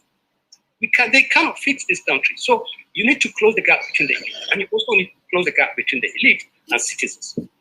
What do we need to do? We need to build bridges. Thank God. I mean, I wish President Obasanjo was here. I would have said to him, thank you, sir. Because there's an initiative he started which is working now. He's bringing all these various groups together, and we're saying, put this nation on the table, and let's see what we can do with it. And we're doing it without questioning each other's qualifications to be there, without all the bitterness that I heard now in the voices of some people. So we need to build bridges towards each other, and we need to build the bridges that will reinforce the roots of this country. We need to adopt a positive attitude. This country can be fixed. This negative, cynical attitude that the nation has failed, I'm out, they don't like me here, they don't like. Look, there's no country where everybody feels equally at home. There's none. But we need to adopt a positive attitude. We can fix Nigeria. We must fix Nigeria. Because tempting as it is, those who think that if they leave this country, they will have peace, you're making a mistake. Nobody can leave Nigeria and live in peace. And I'm telling you the honest truth, nobody. We spent 2 months, we spent 2 days in the East, the Northern Elders Forum, talking to Nigerian communities who have become victims of the NSAS was violence. And we met thousands and thousands and thousands of Northerners from all parts of the North. These were people who were born in the East, who would not leave the East for anything. We have thousands of their type in the North. So the roots of this country are very deep, but we are not recognizing that we need to adopt an attitude that says, create a Nigeria for them. Create a Nigeria for these Nigerians who are all over the country, who believe that it is worth taking a risk to live in another part of the country and to contribute to that community where you are and to feel at home. And this is very, very important. No Nigerian must be made to feel second class. None. We must build a country of laws, not a country of ethnic groups, not a country of rulers and other people. We need to build a country. So we need to adopt a positive attitude. And it is very important, particularly among the elite. We can and we must fix this country. Then we need to integrate young people. It's amazing. I sat here for the last 2 hours. I've been reading religiously all the comments that have been coming in from people outside this meeting. It's unbelievable. Close to 90% of them are people who are insulting us. We don't want to hear. We want out. We want out. We want out. Look at these people. The youth is entirely alienated. And I don't mean the youth from the East or the West. Our young are alienated. They don't feel part of this country. And we are not doing anything to integrate them. We're not doing anything to give them something value in Nigeria. This is a terrible problem that we all have. What is for them in this country? Look at what happened during the NSAS protests. Those are young people, and they were fighting everybody, not just government. They were fighting messed up with the wrong generation. This is very, very important. So finally, we need to recognize the fact that Nigerian history is not all disaster. Nigerians have done tremendous things, including fighting a war and finishing it and putting it behind us. We have the war is behind us. Let's not live in the war. We're not fighting that war again. We need to recognize how our leaders collaborated, how they quarreled, but how they moved on. We need to create new values. This is a nation that can be great. It must be me. No one should assume that there is a future outside Nigeria. Thank you very much.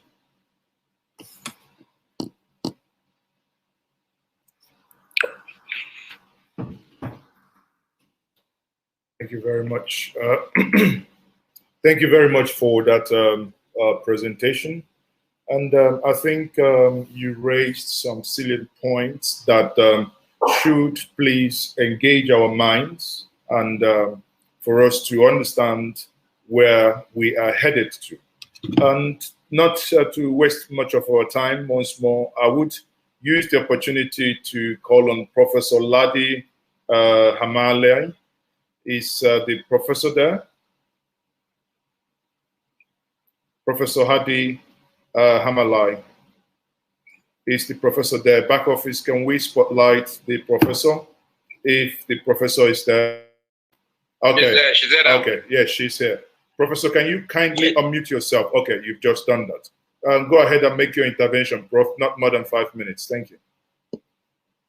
Okay, thank you so much. It's my pleasure really being here to have met seen so many of those I've not seen for quite some time. May I just say something that is outside my own 5 minutes? I have an experience that I think I want to share with all of you. Nigerians, whether you are from the Southeast or Southwest or North, wherever, we like each other as individuals. We support each other. And I could remember when I was doing my research, I was doing my PhD then from the UK. I came from the UK. I stayed for almost 1 month in Lagos doing research. And I was assisted in so many ways by people from there. I went to Ibadan. I've seen people from the Southeast sending even data to me abroad using their own money. So that changed my perspectives about Nigeria. I think we Nigerians, we appreciate each other and we can work together. But when politics comes in, then that's when things start falling apart. I think we should go inside at the basic social personal levels and see how we can replicate what is happening at the personal level to the political level. And I'm sure it will not be difficult to fix Nigeria from my experience. And the greatest hope I've gotten in my life are from people from the Southwest South, not from the North. Now, my topic of my paper, 5-minute presentation, failures of contestation pluralism in Nigeria.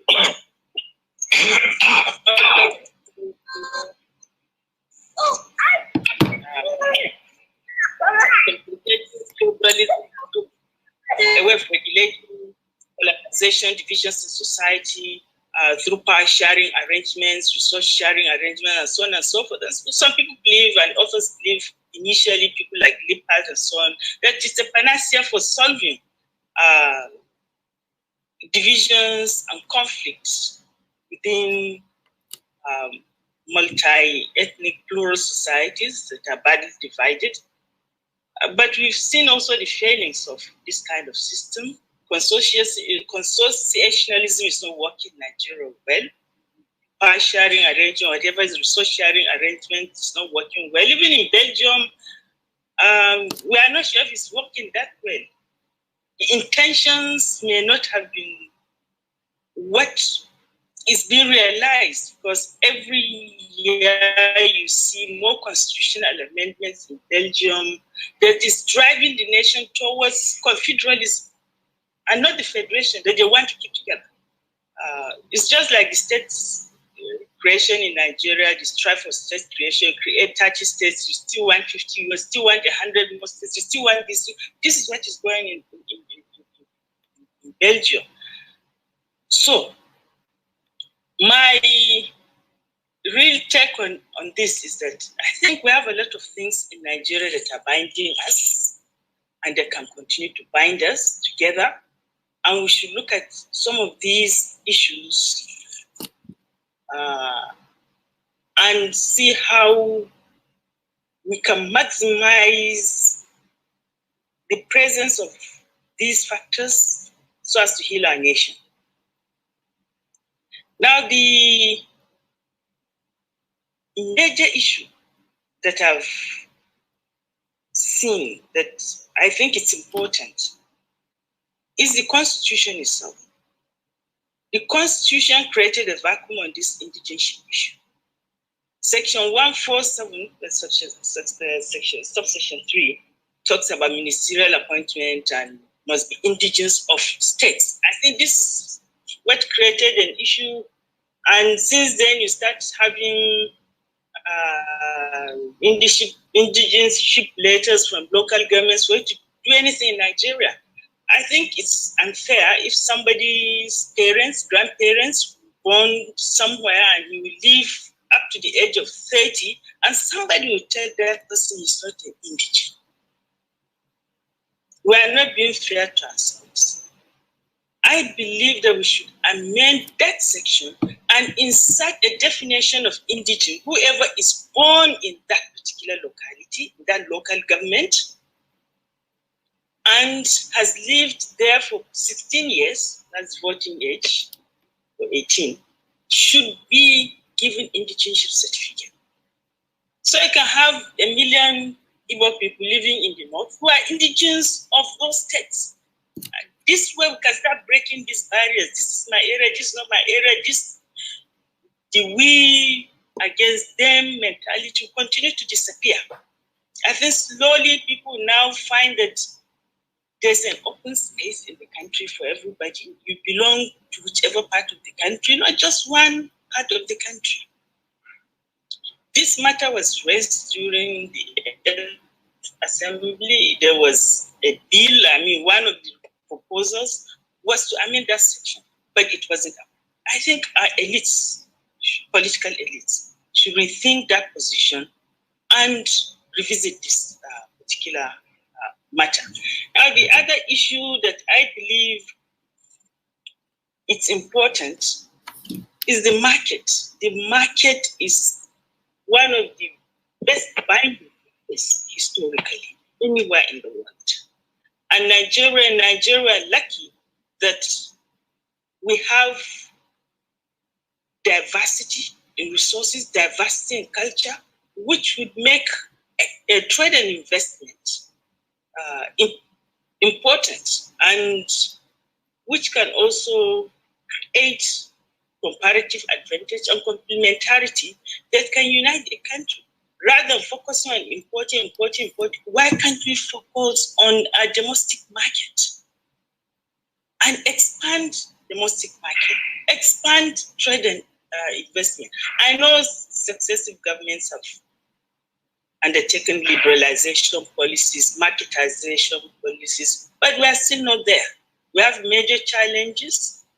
Some of these challenges now include security, not only security, but even poor infrastructure.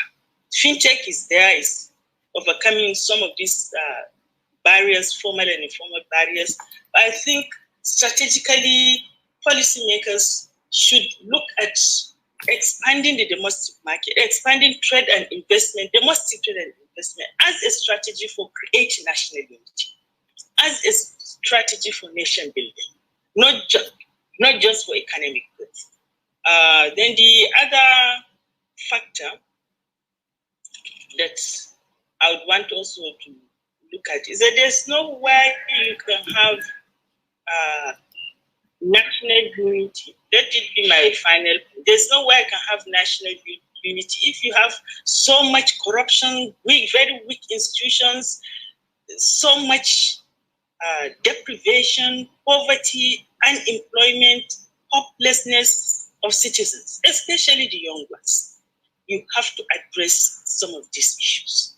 There are researches done that tend to look at a comprehensive political instability index from the perspective of accountability and inclusiveness, accountability and economic growth.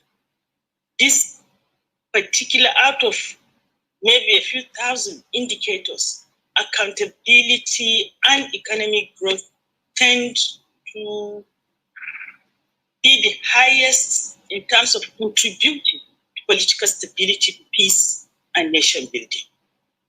Without that, good governance, then you are in trouble. Then you continue disintegrating as so many of these African countries are doing. And I pray that we start looking at our own issues, political development issues, economic development issues, as issues of nation building, not just the market. You use the market to build the nation. EU is there because markets to thrive, development to thrive, you need a free market, you need an expanded market, you need all areas working together on the basis of equality and common grounds. Thank you so much for listening. Oh, wow. Thank you, Professor Nnamdi Amalai. Thank you. I think you have touched on a very, very important aspect of this conversation, and that's integration, indigenship. And I would quickly use myself as an example. My father originally came from Edo State, migrated to Ife, lived in Ife, worked in Ife, died in Ife, and was buried in Ife. But if I stand up tomorrow, I was born in Ife, lived the first maybe 28 years of my life in Ife. But if tomorrow I say I want to be a senator in Osun State, they'll tell me the history of my forefathers. Now I've lived in Lagos. I've done most things in Lagos since the age of 28. Nobody would consider me a Lagosian. Whereas I fled into exile in 1995. Within 4 years, the British government told me I can apply for indefinite stay, thereafter apply for British nationality, but I cannot do it in my own country. So I think that should be the food for thought. If your child is born in America today, immediately your child is qualified to be an American. So if an Igbo man who has worked all his life in Lagos or Kaduna or Kano has a child in that state, even if you live there forever, people will still call you a foreigner. So I think these are some of the issues, practical issues we must address before we can move on. So on this note, I would like to invite a man that I admire a lot, a brother, a friend, Mr. Peter Obi, the former governor of Anambra State. I'm sure he's on standby. Please help me welcome Mr. Peter Obi. You are welcome, sir. Thank you. I don't know whether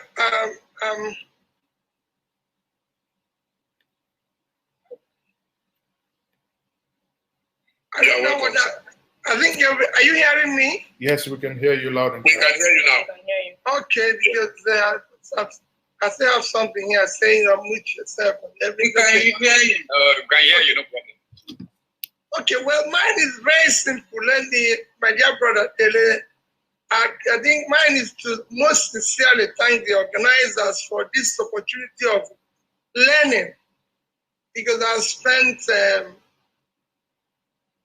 some few very good time learning from the time it started till now, that I wonder if I'm able to make any contribution at all. But thank you very much for this opportunity to learn. My contribution is very simple: never again.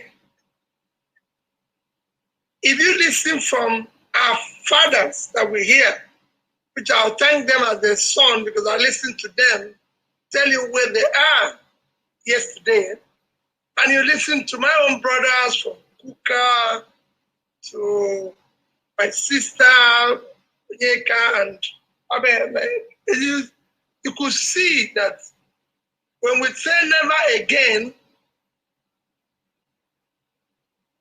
we just have to remain prayerful, because we are still traveling on the same road to the same destination. The road has gotten more bumpy, worse than it was then when they traveled it before. So if you compare what I've heard today and what is happening today, it's like what brought Nigeria to that destination in the past have actually gotten worse today. So that road has become more bumpy. The destination is even worse, because some of the things, coincidentally, when one of the fathers, Tanko Ekasa, was talking, he talked about Emmanuel Uwobosi being part of the queue. Emmanuel Uwobosi is actually going to be buried tomorrow. I'm actually leaving this to attend his nights of tributes and everything. It's going to be buried tomorrow. And I've listened to some of them who are involved one way or the other. And you could see that all those things that made them participate in what happened are still very much with us today and getting worse. Starting from number one, incompetent leadership with total lack of capacity and character.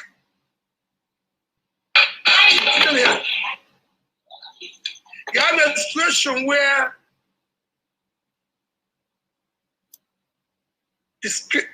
issues of corruption are worse today than it was then.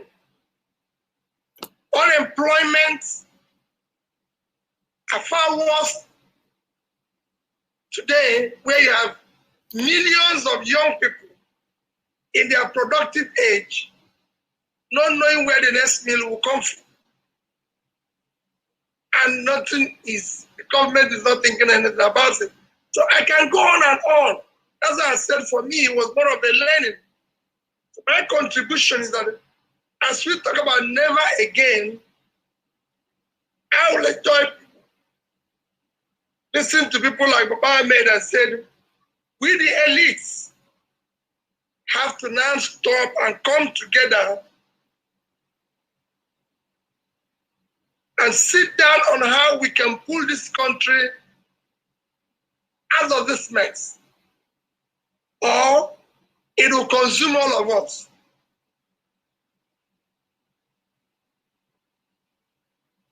That's where I will end.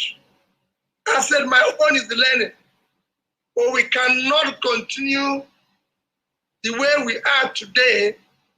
We have across the entire country, for local government to the highest level, what I can call incompetent leadership that don't have the capacity to solve the country's problem.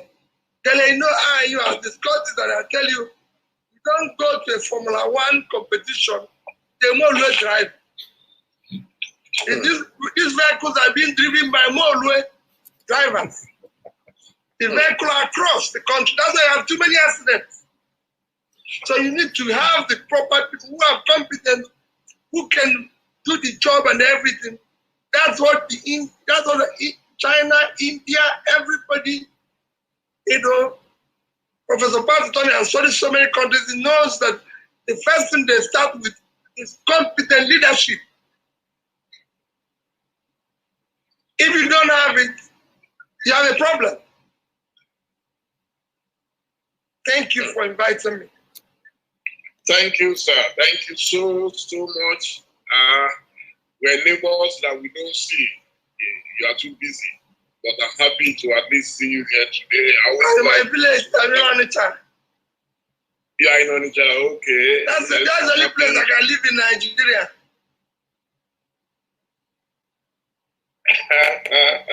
No, you can't run away from Lagos. You are part of what's here. So, on this note, it would be nice for us. I've been taking some questions, and I'm sure Mazi Nnamdi would have seen some questions or comments from people. But the one I would like to take first is the one that talks about what Chief Abiola would have described, and Abiola would have said it, that you don't shave a man's head in his absence. If you say never again, there are many Nigerians today, old and young, who no longer believe in Nigeria. So those of us who believe that Nigeria can still be salvaged are the ones talking and having this conversation. And then someone has asked a very pertinent question, that we have someone like Mazi Nnamdi Kanu, who is very, very influential in Southeast. He no longer talks about Nigeria. He believes that it's not feasible, it cannot exist. I noticed that I saw him online during this program. And if he's still there, I would like to ask him, one, why he has given up totally on Nigeria, which is cheaper and which is less dangerous to our well-being, to fight another war or to stay together. So I would like to provoke that discussion. If he's there, I will ask Ben to please highlight him, and then let's hear. You see, because it is true we cannot change the mindset in life. Some people are already talking that no, they want to go away. My own concern is that Nigeria, it's possible for Nigeria to break up without a fight. And so, do we want to kill more millions of people or what, so I leave the rest to him if he's there? Has anyone say Mazi Nnamdi Kanu if he's there? I saw him briefly.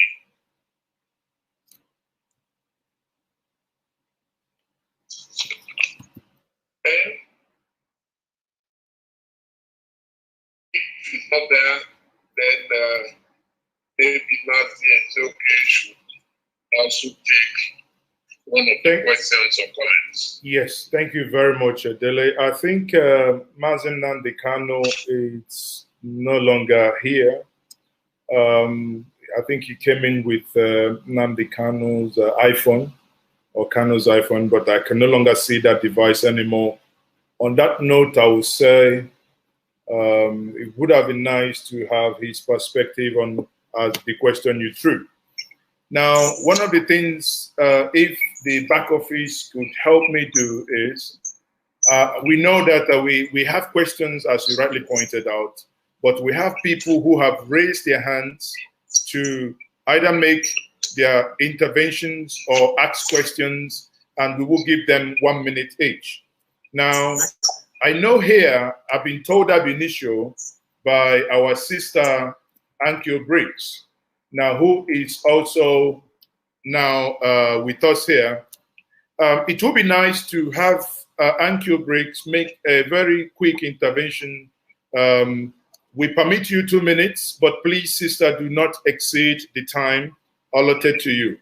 Ankyo, if you can unmute yourself and make yourself visible, we will. I think you unmute and mute yourself again. I have unmuted. Can you see me? I can't see myself. Unmuted, yes, but seeing you, I think the back office will need to spotlight you. Thank you. Oh, okay. Well, let me continue so that I don't hold you up. Thank you very much. I've been here from the beginning. It's definitely a program that I am interested in, and I speak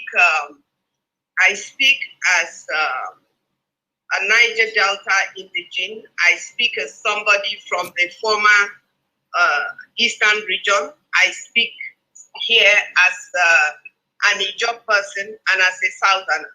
I speak as someone who experienced the war. I was a teenager when Ojukwu declared the Biafran state, and I'm very much aware of why the war was fought. I describe the war as a war of revenge, if you like, against what happened during the first coup, as Franco Yakasaya very well detailed, and even calling the names of the people that were involved. Now, one person's experience in the war, especially if you were caught up in the war during the in the eastern part of Nigeria, your experience, for instance, in Enugu, does not make my experience in Port Harcourt a lie. It is just that there are experiences that we experience differently at different locations of the war. Now, having said that, it's a different view when people react to the war, the stories of the war, from second to third-hand information, because we don't have historical facts documented and taught in our school. So these are all part of it. But I would really, because of time, I would want to fast forward the experience of the war to where we are today. That the fact that Gowan said that there is no vanquished and no winner, that's not true. That's a big lie. There was, and still remains, and the way the Igbos are treated, there is a winner and there is a loser. You cannot say that people who you made to use 20 pounds, whatever the equivalent, the name of the money was at that time, that people who had millions, even billions in their account, were only entitled to 20 pounds of whatever value it was. You can't say that people like that are not going to feel that they lost the war. Now, fast forwarding it to the political situation in Nigeria today. The political situation is saying, and I have said this, that first of all, the North, the way the North is projecting itself, it has no idea of giving up power in 2023. If it does, you will not have people of northern origin like El-Rufai saying that they want to contest for presidency after Buhari has done 8 years, that a northerner will now contest again because that is fair. No, it is not fair. It must be ceded, each political party must cede it to the South. And who in the South? The Yorubas have done 8 years. The Niger Delta people under Jonathan have done 5 years. 4 actually, if you consider that he was only elected for 1 tenure. Now, so if it's going to go to anybody for equity and justice, it has to go to the Southeast. That is my personal position that I am canvassing amongst my own people. Because if we go into 2023 election and we don't have a new constitution and we have not restructured Nigeria, then we're wasting our time. Now, the very last point I would want to put across is the fact that people are saying they want to live. I believe in that concept depending on the argument, depending on where you're coming from. If people are frustrated enough, and we all are at different times, the Niger Delta people, my people raised arms against Nigerian government in the 2000, leading all the way up to 2009, when they accepted amnesty. Now, if you're coming from that angle, we've done everything. We've even brought the economy of Nigeria down. So if my people now feel that the only way is out, then you have to discuss from that platform. If Igbo feels that they don't want, then you have to discuss with them from that angle. So when people come on forums like we have now and make us to feel whether it is Igbo, whether it is a Niger Delta ethnic nationality, make us to feel as if we are the problem of Nigeria. No, Nigeria is actually the problem of my people, because there is great injustice. You cannot continue to sustain 36 states if you take away the oil producing states. Take all their oil, share it amongst people who produce nothing, and then say that this is about one Nigeria. No, it is not about one Nigeria. We must do something about the constitution if we truly believe that we want to fix Nigeria. Then if we don't want to fix Nigeria, that's what we say, okay, let us discuss how we're going to move forward, whether that moving forward means within or without Nigeria. I don't know whether I'm still within my space or not. Thank you very much. I think you've well exceeded your allotted time. On that note, I would be handing over to my good brother Dele for that. I think Mazi Nnamdi Kanu is back here, so Dele can repeat that question again. Thank you very much. He's back. I've had the privilege of speaking extensively with Mazi Nnamdi Kanu in the past, and we've been on this conversation for a while. So I'm happy to welcome you back, Mazi. Thank you for agreeing to join us back at short notice. The question is, there are those who believe in Nigeria, but you are virtually giving up on Nigeria. And I've asked this question before. Do you think it is possible for any part of Nigeria to break away without another war? Which is the concern of most people who oppose whatever you stand for at the moment. So is it possible for us to break away without another fight? And here we are at this conference talking about never again.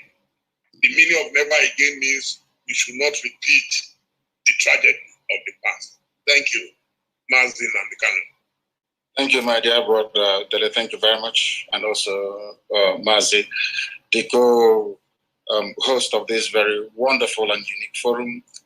I want to acknowledge those that went before me, our elders, the two people that actually have so much regard for, Baya Debanjo, and also our own father, Bazilika Mechi, and also my regards and respect to Bishop Coker and all the rest of them that spoke.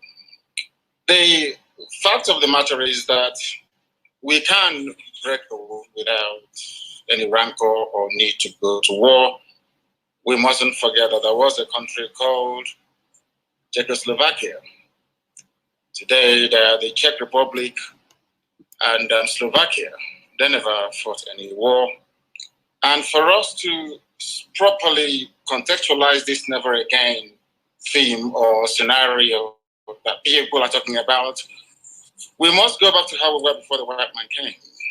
There was no war between Biafran people and Oduduwa people before Lugard came.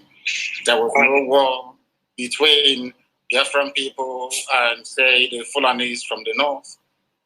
Everybody minded their own business until the white man came and decided otherwise.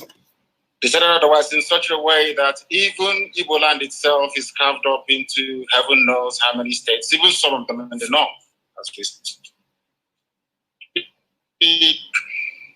My own relatives from a jawline that we never fought any war with, decided all of a sudden that we are no longer together or should be one as a people. All of these things are the vestiges of colonialism.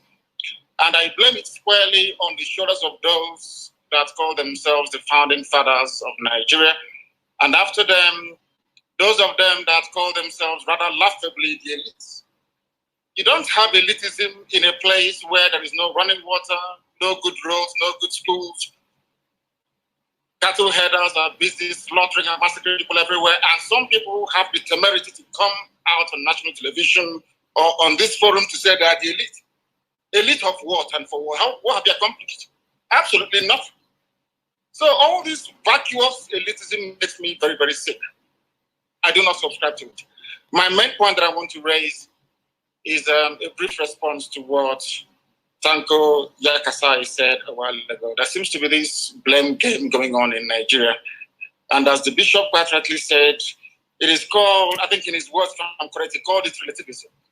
When a crime is committed by a Fulani, there isn't much who heard about it. If some crime is committed by a person or by a Biafran, there seems to be an amplification of the implications of that very crime, regardless of how minuscule or irrelevant it may be in the wider scheme of things. Why am I saying this? You're telling me that you are in a country where the Fulanis have consistently been massacring people on a daily basis. First, they called them terrorists. Then they were called insurgents, and now they're called bandits. But you and I know that in the main, these are Fulani headers killing people. Nobody has ever suggested the designation of Miyetti Allah as a terrorist group. Absolutely not. You live in this sort of, under this climate, such as the atmosphere of impunity and lies. You witness these things every blessed day.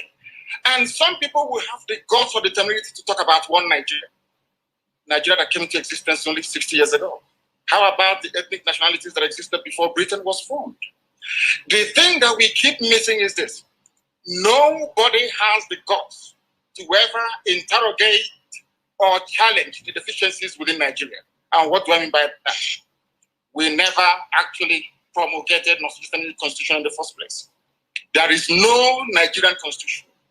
In other words, the ordinary public in Nigeria has no say in how they are governed.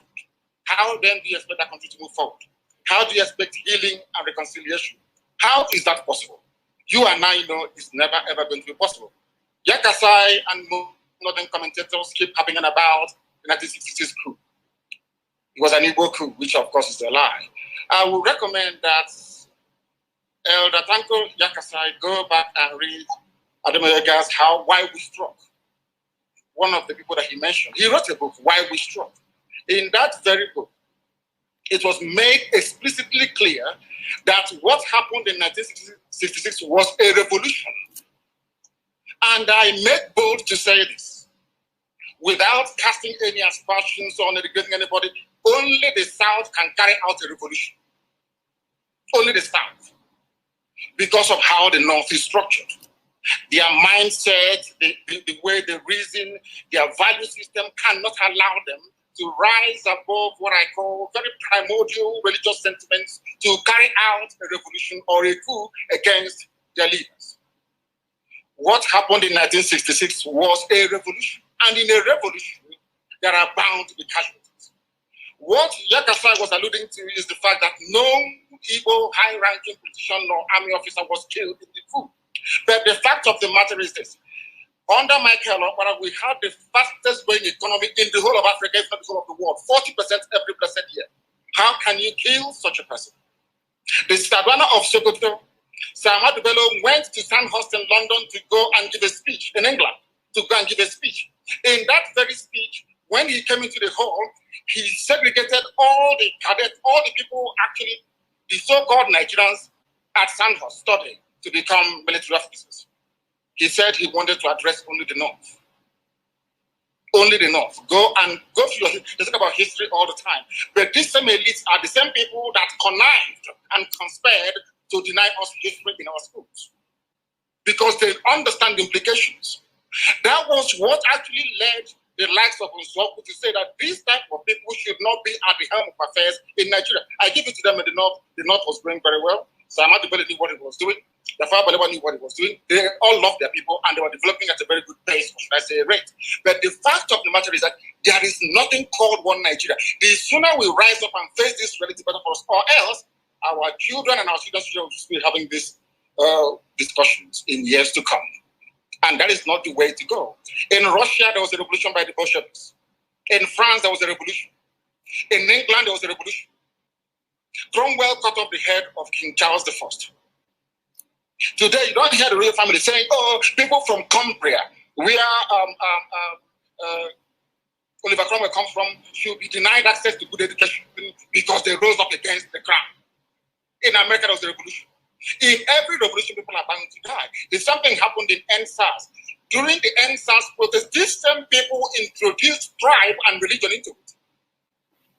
And falsely claimed that those burning down properties out of anger and rage because of the killings at toll gates in Lagos are all Igbo people. The same people talking about one Nigeria to make Nigeria better. How is that possible? When people cannot be honest with themselves. All of you, all of us participating today, we all know that the Constitution is flawed.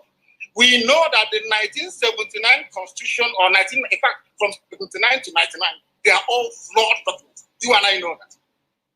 Because it's the turn of your village. You want to rotate presidency, you want to start eating as other people, you want to start buying houses in Dubai, in the UK, and in America. You say, oh no, it is not in my turn. That is what they are doing. Once you're elected as a senator, as a governor, or whoever you are, you will say to yourself, not in my turn. Let me make that money that others have made before proceeding. You stay in a country, you are in a country where Momodu is the most corrupt individual out of Africa. He's the funny man. The families are now enjoying the loot, the money he stole. There was a man called Ibrahim Taher, if you have forgotten. This man burnt Nitel down at Marina after stealing all the money. And we are here pretending that somehow things can be better. It can never, ever be better. There is something called a referendum or a plebiscite. There must be a constitution formulated by the people, and that is the best way to go. Without it, these discussions will continue forever and ever, and Nigeria will remain as poorly and as deprived as it is today. Thank you very much. Thank you, Mazi. Before you go, please, there is a fundamental question that we want you to address, sent in, that have you reduced the entire Fulani to herdsmen who kill Southerners? Is it right? Is it fair to reduce all Fulanis to herdsmen who kill? I am trying to pay them back in their own coin. Ojukwu went to Aburi to negotiate for the same restructuring we are talking about today, going back to the regions. Every Igbo man in the north, every Biafran in the north, and to an extent some Yorubas as well, we attacked rebels, slaughtered and massacred in the north. What are the Fulani leaders doing about this state of insecurity and terrorism in Nigeria? Only the Fulani are responsible for ISIS in West Africa, for Boko Haram, for Ansaru, for all the so-called Fulani headsmen, sorry, the bandits that you have in the north. You have Fulani governors paying Fulani people to come to Nigeria to kill. A Fulani governor, I think the one from Bauchi, openly said, we want to relocate all the Fulanis in the Sahel back into Nigeria. And we're here talking about one Nigeria as if we don't have any brain. Do they think we are stupid? We cannot reason very well. We know what the end game is. The more they mount unity, it is to allow you, to lure you into a false sense of security, so that the Fulanis across the Sahel can come in to settle. Are you not aware of the speeches that the Kaduna State governor made at the height of the slaughter of innocent people in southern Kaduna? What did anybody do about it? Absolutely nothing. You did nothing. When they hastily tagged IPOB a terrorist group with no evidence, all of you kept quiet. Nobody did anything about it. No. But Miyetiala is busy negotiating with bandits, killing and raping people, and everybody's quiet. That is why we are different. And that is why we insist that the Fulanis are in cahoots as to what is happening in the South. They want to take over the entire country and make it the home of Fulanis in West Africa. Go and do your research very well, you see it there. And we are not going to allow it. It can't happen. Mazi, more northerners are killed today, more northerners suffer more from banditry than the South. So how do you explain that? In fact, now the cry in the North is that we are insecure. So which negates this theory or thesis that the Fulanis are killing the rest of Nigeria. Who are the people being killed in the North, if I may ask you, please? Dele, my dear brother. Who are the people being killed? Where are the killings happening? They are happening in the Kanu region. We saw in Katsina the other day how many students were abducted. We saw in Borno, the most popular one, the Chibok girls. So the North itself is not as if the North is enjoying peace. It is as a consequence of their own action. They underestimated how huge the problem would come in time to come. They fed this little python, they kept feeding it, and one day the python turned around and started swallowing all of it. That's what they did. It is a consequence of terrorism. That is what actually happens. Once you spend years and years and years nursing and feeding terrorism, at a time it will come back to consume you. It is a natural consequence. It is a natural order. That is what they are suffering from. The true intent, the reason why they formed all these groups was to harass Jonathan out of office. That is a known fact. Nobody's trying that. They connived with Obama and all the rest of them. They planned perfectly to say that Jonathan was incapable of handling this situation in Nigeria. So a general has to come in.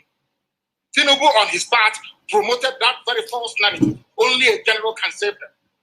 Because we are impervious to all the indices that leads to and sustains terrorism. And today we have it. In Afghanistan, it's the same. Afghan people, I wouldn't say that the Taliban is a terrorist movement, of course, there's as such. But look at the Taliban in Afghanistan. They started by killing occupying forces. And after a while, today, you have Afghans killing fellow Afghans. As a consequence of the climate of terrorism, that is what happens all over the world. What is consuming the North today was what they themselves created. But some of us are too scared to speak the truth. Who brought terrorism into Nigeria? Let's be honest. El Rufai said it. We are paying bandits in Kaduna to stop killing people. Who brought them in? They did. A Fulani governor of Bauchi State said, we are seeking to resettle Fulanis into, are we deaf and dumb and so stupid we cannot reason properly? We are here talking about the niceties of constitutional change and reform and all the rest of it. They are not willing to do it. They understand the implications. Once you regionalize the governance of Nigeria, they understand that their stranglehold on the resources from my land that sustains that very contraption called Nigeria will slip away from their hands. And they do not want it. My anger is reserved for those who are complicit in the mess called Nigeria. They are complicit. Why are they complicit? They know the truth. You and I understand the truth. They have a solution to the problem. And somebody is telling us, oh, we the elites, we need to agree. Who are you? What elitism are you? From where? Who are you? It is the masses, the population that determines. It is called a republic for a reason. It belongs to the people. The people will rise and determine how they should be governed. Not a few spent forces somewhere in Abuja discussing the fate of millions upon millions of people. I am a Democrat at heart. And I want, if it is possible, had Nigeria been good, do you think I'd be agitated? These people, they buy houses in Dubai, they buy houses in England. Is the man, people talk about presidency, regional presidency rotation. Is the Prime Minister of England from Isekeresi? Is the Prime Minister of England, is he an Urugu man? But you prefer to buy houses in England. You go to Dubai, is the Crown Prince of Dubai or whoever is ruling Dubai, are they from your village? Are they from your village? But you will prefer to go and buy houses in Dubai than to buy a house, let's say in Bauchi, that you are in one Nigeria. Mazi, thank you so much for your contributions. We hope maybe you and I would have a direct conversation again very soon, if you agree, and then yes, we can continue. Thank you so much. Thank you. Thank you very much. Thank you. Well, Mazi, it's okay. Please, I think we are getting to the end, and I'm sure Professor Batu will still like to have a few words to summarize what we have been able to achieve today. But the conversation will definitely continue. And I'm sure we will also bring Mazi to speak to us. So Mazi, please. Thank you very much, my brother Dele. And you know, as you rightly said, we will be bringing in Professor Patu Tume to quickly speak to us. But after Professor Patu Tume speaks, I would like to give at least 3 people from the Zoom meeting, the participants or the guests. There are about 3 or 4 people who, for the last 1 hour, 2 hours, have been raising their hands. I would just want them to quickly, 1 minute, to have their intervention. But first of all, let's give Professor Patu Tume the time to summarize. Prof, can you please go on? Thank you, sir. Well, thank you very much indeed. I appreciate the passion that is flowing from all the speakers. I would like, however, to suggest that as passionate as we all may be, that where we're going is more important than where we're coming from. To speak, yes, sir. We'll get back to you, sir. Okay. Yes. I think, first of all, let me give a message. Dr. Kalu Idikakalu has been on the phone with me. He's very unwell, but he wants his sentiments communicated to all. He wants to encourage us to see this as bridge building, which is really where I stand myself. We must build bridges to make progress. I think that Ambassador, God knows Igali, was brilliant as a scholar in looking at how history has affected the development of nations. There have been wars and there have been wars. There is no point in becoming hostage to yesterday. I think what matters is how we ensure yesterday does not get in the way of a better tomorrow. In Ambassador Igali's comments, he talked about Europe and all of those.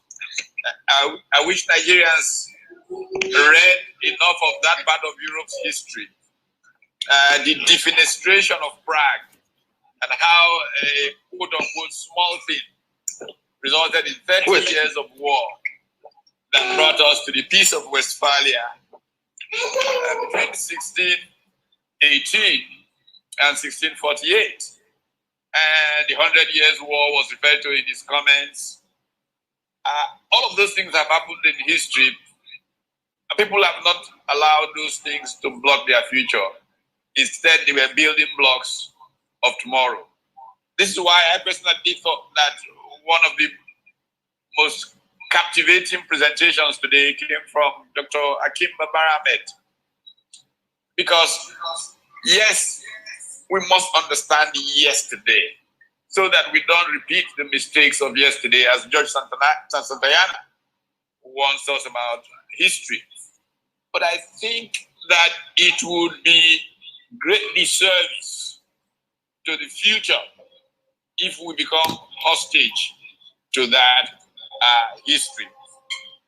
However, learning these things from passionate people is useful to condition understanding, but not to color the essence of where we should be going. And that is really what matters. And so, Mazi Nnamdi Kanu, your passion is understandable, but there are people who will see history from different perspectives. So let us just all manage this in a way that we can build a greater tomorrow for our children. Because this is really what counts. That history happened. It has happened. Where are we going? How do we build a nation in which there is equal opportunity for everybody? How do we build a civilization of love in which people care about one another? And we've heard even from this discussion of history, Senator Shehu Sani talked about visiting the Altini family very recently. It is those kinds of voices that we'd like to be hearing. That's the purpose of the Never Again conference series. How do you bring those out? I was talking about my 1.5 hour conversation the day before yesterday with President Obasanjo, and his insistence, if I threw the thing at me, you are going to have to lead this research that will produce these documentaries. Let everybody, we name names, everybody who was involved from that coup that we talked about, Bembulie, I didn't even know when we were discussing that one of them was going to be buried tomorrow, but we named all of these people one by one, this conversation with General Obasanjo the night before. And the question is, let's get all of them to speak truthfully. What happened?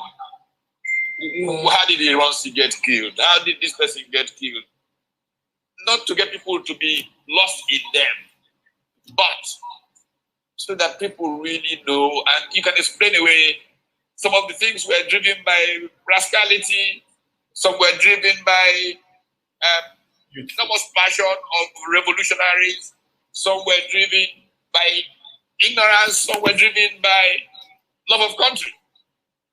The point is that our country needs to make progress. We have fallen behind. Our peers around the world have gone way ahead of us. They too had wars. Why is South Korea, which is seen to have profited from even the great division that follows the armistice, the crossing of the 48th parallel, and all of those troubles that Korea went through, why is it making progress? Why is Nigeria the poverty capital of the world when that war gave us technology that we could have built on, and commercial enterprise will grow out of military, which is what happened in every war. I mean, the gains of military science is often what leads to the advance in commercial technology after wars. So I think maybe, in fact, I would like to see Senator Shehu Sani come back. I see that Bai Adimanjo wants to say a quick word. I'd like to see Senator Shehu Sani perhaps even come back and share some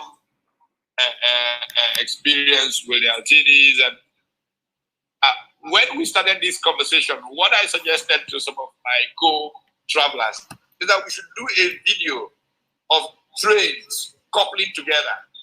The metaphor that I used, I mean, I lived for some time in Boston, and I used to commute to New York and Washington by rail from Washington. And if you go down somewhere, I think it's Connecticut, back in the 90s, I don't know if it's still that way, I don't know if it has to do with the gauge or whatever. The train that comes from Boston stops there, and there is a recoupling. The engines that have driven you have to go off, another set of engines come back. And I had asked for a video to be made for this meeting of trains being coupled. And the point was to show how can we recouple Nigeria after BRICS, such that we have a true handshake across this federation, and people working with people to build a better tomorrow for all of their children. This is really what this conversation is about, and we will profit from getting more of that out of this engagement. Thank you, Mazi. Thank you. Okay. Thank you very much, Professor Patu Tomide. You know, you've basically put it in a very straightforward way. Now, there is something that I want us to quickly explore here. I do not know if we still have Senator Shehu Sani or the Alhaji Hakim Ahmed. If any of them is here, I would quickly want them to, look into a submission that was previously made, which is very clearly that if Nigeria was working, those agitating to get out of Nigeria wouldn't be doing so. Now, I think it will help us to come back here and look at it. The question again, is Nigeria working? Is it that the inability of the Nigerian system to work is what is pushing people into agitation? In the time of 1966, that this coup happened, was Nigeria working? Is Nigeria working today? Is it a new metaphor? Is it something new? Or is it something that has been in existence for over a long time? Honestly, it's a question that comes from Facebook, it's come from the YouTube, it's come from even within this Zoom. And I would want someone to take that question. If we do not have Hakim Ahmed, or if we do not have Sehusani, probably I would like to bring back our elder, Pa Aya Debanjo, quickly to put these two in one. Please answer this question and also bring in your closing remark, because we're now rounding up. Sir, over to you. Thank you, sir, once more. I think you're muted, sir.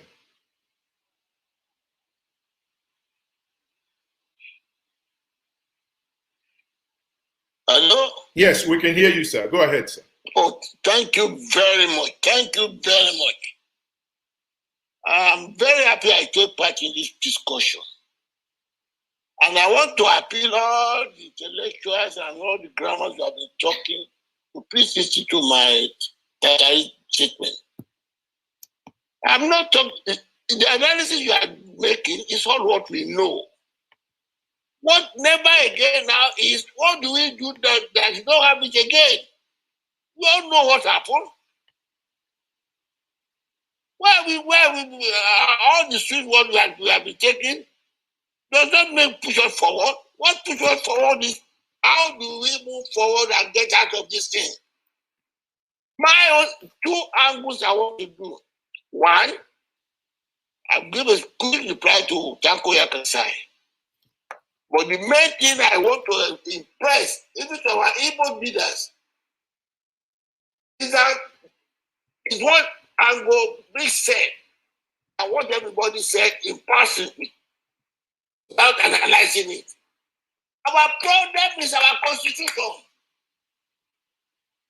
Go back to where we were before this trouble started. And that is the women's way as okay that well. But I did before then. In the first report before the coup, we quarreled ourselves, but we shoot ourselves in the words of mouth. We judge.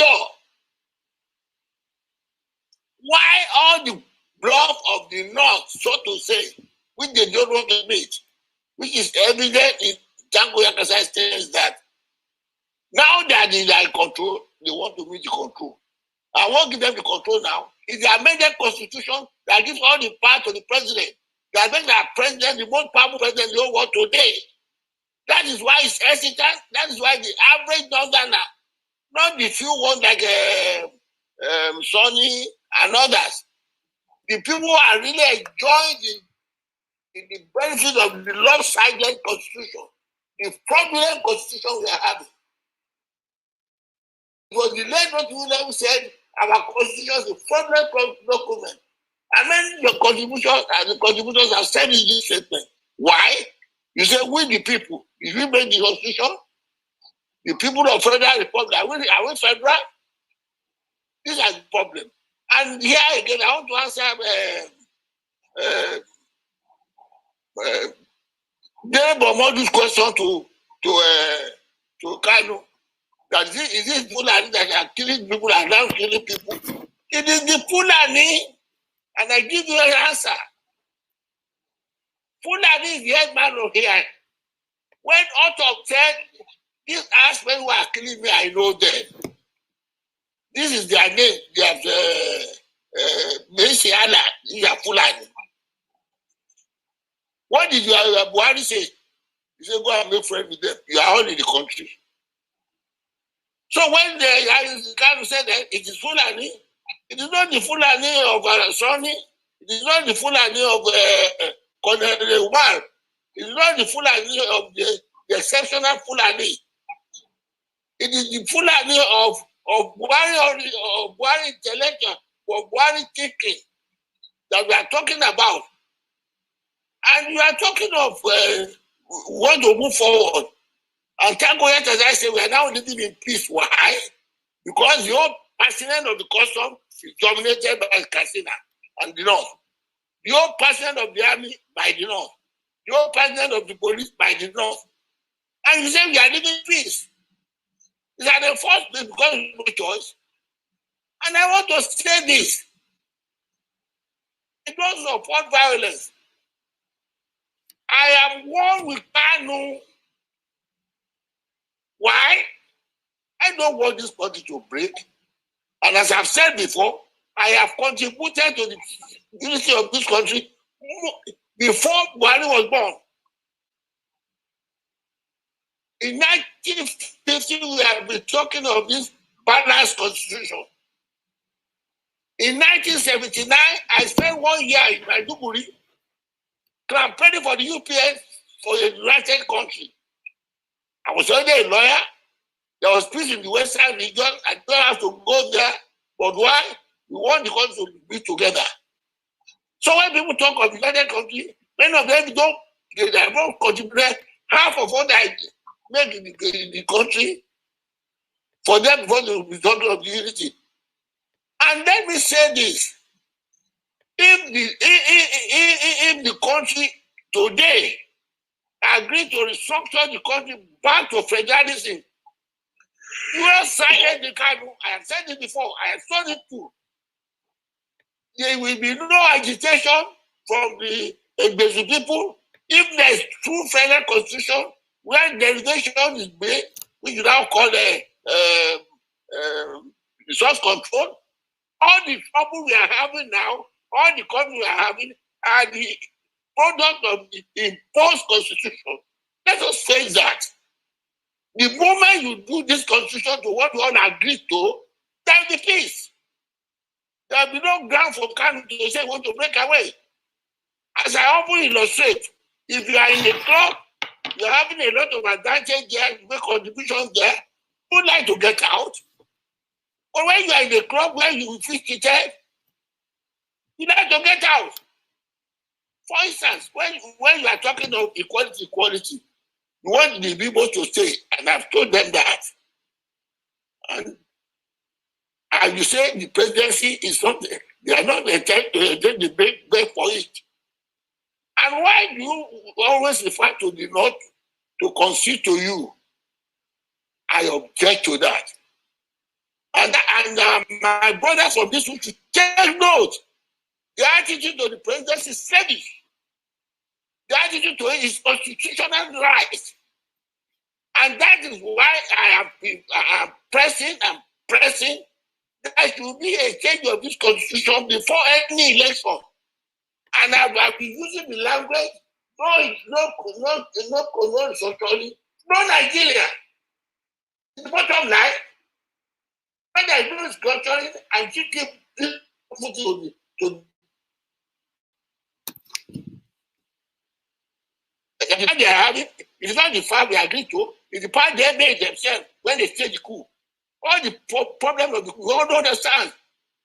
But let's just have the courage now to tell our northern brothers who pretend, like Jako Yakasai, that everything is all right because they are power. And then we tell you, after you can't have it without our consent. And people now talk about you about if you do this, the North will not agree. What gives the part of the North to agree to our country together we are going to be Nigeria? Why? It is inequality in the constitution, which they made themselves. So my own people, all the grammar you are talking, and I've told.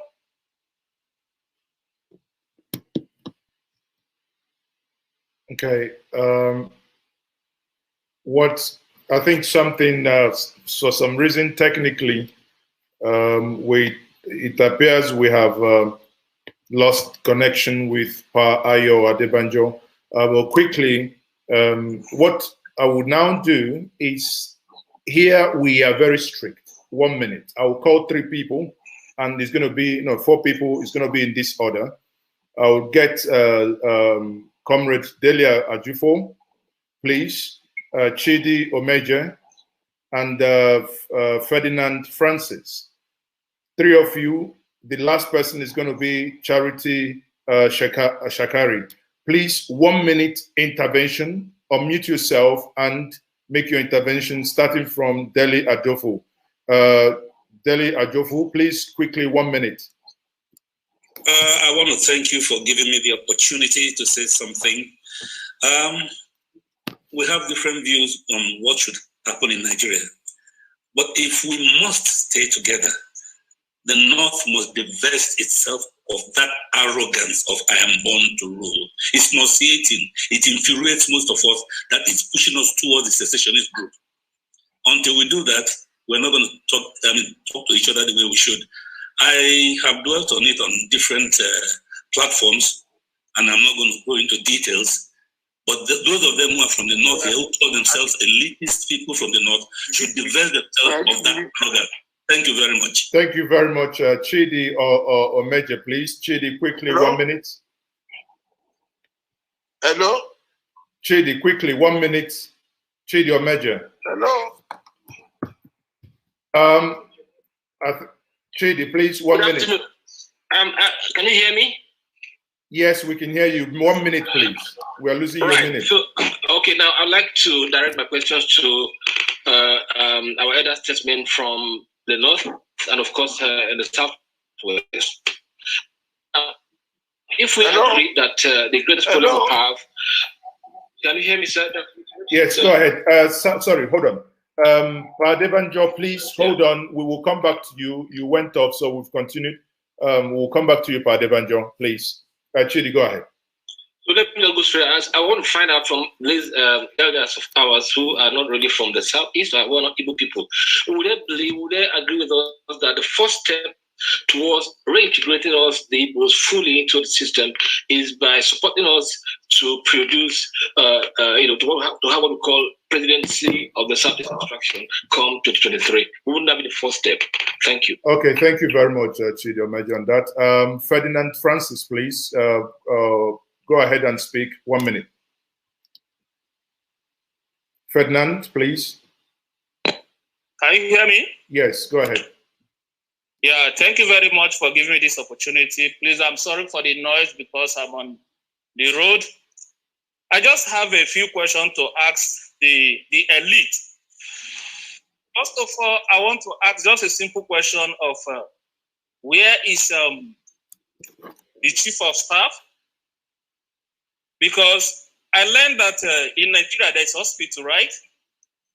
And now this so-called elite, they fly to countries to get a treatment. What about my mother in the village who don't have the money to fly to countries for treatment? What plan did they have? And now I come from East.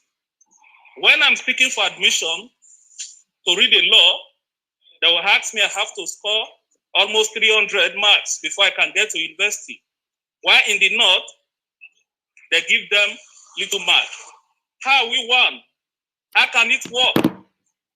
Okay. When a bishop make an entrance that the government is not good, you find a Fulani man telling the bishop to leave the Sokoto except he apologized. How we won? Thank you very much.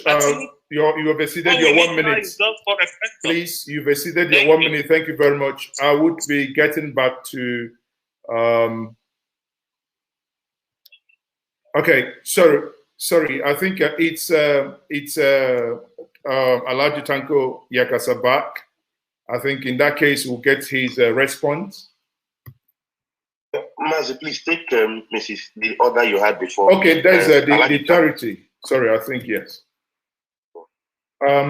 Do we have Charity Shikari? Hello? Pa Adebanjo, we will bring you back. Sorry, just hold on. I have not finished this. Pa Adebanjo, I have not wound up, please. Okay, we'll give you 2 minutes to round up, please, sir. Go ahead. As I was saying, the emphasis I want to make is that all the grammar we are talking, we should put all our emphasis for the change of the constitution now. That is the solution to all of they are talking about development, about the digitalization, about this and that. And we must know that until this constitution is changed, where all the whole of the South we are under slavery. And the Lord must not be showing the idea that unless they agree, they cannot change it. And we must be bold enough to tell them that it is a pretense for them to say they don't understand what the structure is. People like Chapo Yakasai now say they don't understand what the structure is. Hello? But if you don't understand it, what we are saying is go back to the constitution we had at independence. It's simple that. Why are they afraid to go back to the constitution Saudana, Azikwe, and all of me? Or did they change it in 1966? That's the cause of the matter. And let's stop this idea of when you go to the South, you don't go anywhere. It is go to the East constitutionally. And let the Easterners themselves stop begging for it. What they should fight for now is to change this constitution before talking about where the presidency will go. God bless you. The North, the power, the pretense to show that they can dictate where to go. And that the zoning is not the constitution. Not yes. Let us now wait for a constitution that will make every part of the federative unit a right to presidency. Constitutional, they don't have to suffer. Thank you. Thank you very much, sir. Thank you very much. I would have wished that anyway, you've actually partly answered the question that Chido Meja asked. But I think I will bring back Charity. Charity, quickly, Charity Shakari, please. Can you quickly unmute yourself and make yes? Okay. Go ahead. Yeah. Good day, everyone. When you are on the table of talking about never again, I think never again is about never again. And then when we are discussing about never again, then people like Kanu come, people like Onyeka come to say they want to go. Who is going to pet you to stop going where you're going to go? For crying out loud, we are all having issues in this country and we have come here to say never again. So no one has the monopoly of anger, of wanting to leave. Every one of us has one or two or three or more issues that we are talking about. Please, come on. Let's come off this thing of Igbos constantly threatening the whole country. They are going to go, they are going to go. When you have a child who is always telling you he wants to go, there is a day he will go and may come back like the prodigal son. Secondly, if we are here talking about never again, why do the Igbos always talk about the North? The North. Must they revert to the North? Is the North their ruler or their controller? Please, let's go and reassess how we are going to stay together properly and stop this victim mentality. I am from the Middle Belt. I am called that I'm a Northerner. I have issues too, but please, when we come to talk and we join to all talk together, then some people now stick their necks out and start talking like ostriches and start talking also. It doesn't make us feel happy to come onto a platform that says, never again. Please, I am stating this again. When we all come here to talk, we are trying to look for a solution. And everyone should come to look for a solution for a never again. But not to come here and start threatening everyone. Nobody loves the Igbos. Nobody likes this. Nobody wants them. So they are going to go. If you go, what's going to happen? Will heaven fall down? Nothing will happen if you go. I thought we were here to find out how we will move on. Thank you very much. Thank you. I don't know if I can come in very briefly now. Go ahead, Dele. Go ahead. I think a platform such as this is not just about agreeing, it's about disagreeing to agree. So that's there are why people, madam, don't worry. I believe this has been a very, very good conversation, because if we all come and we all say all the nice things, to ourselves and go away, then we haven't achieved anything. So don't worry. Yes, there is everybody would have their say, have their way. So there is nothing to worry about, madam. Thank you so much for your response. You are now as angry as everyone else. So it's the same thing at the end of the day. I think okay, you can. Yeah, I think you know, it's quite funny. It's the question I posed before. She somehow answered the question. She's kind of told us now, which some of my friends from the Middle Belt have been telling me. But she said it. She's from the Middle Belt. I have a question. Hold on. So she said let's take Alaji Tanko Yakasai, please. Okay. So Alaji is back. Yeah. Alaji, you can please make your summary. Thank you. Can you hear me? I have a question. Can you hear me? Yes, Alaji, we can hear you. Thank you very much. Can I talk? Go ahead, please, sir. Please go on, sir. Yes. Well, I would like to start by thanking the organizers of this conference. It is a well thought out event, idea, and I'm glad that they are able to bring everybody together from every part of the country. It is not wrong for everybody to say what is in his mind. I've been listening to people who wanted to get out of Nigeria for a long time. I've never been a believer in the destruction of Nigeria. I started fighting for one Nigeria way back as 1953. I was arrested, imprisoned twice in 1963 and 1964 because of my commitment to one Nigeria.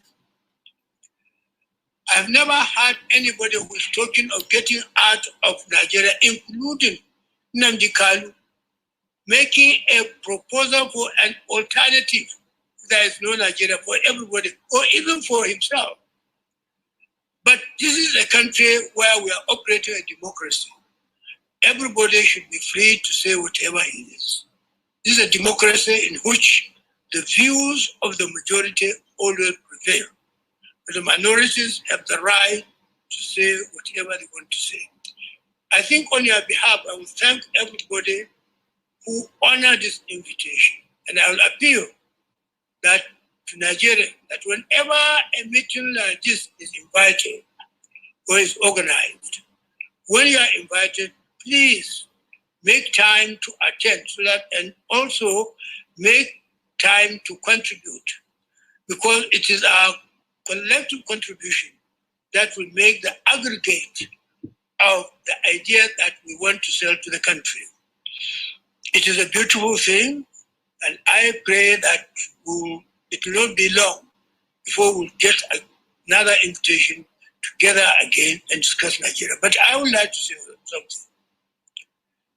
When people are angry, that's why in Islam, you are not allowed to sack your wife when you are hungry.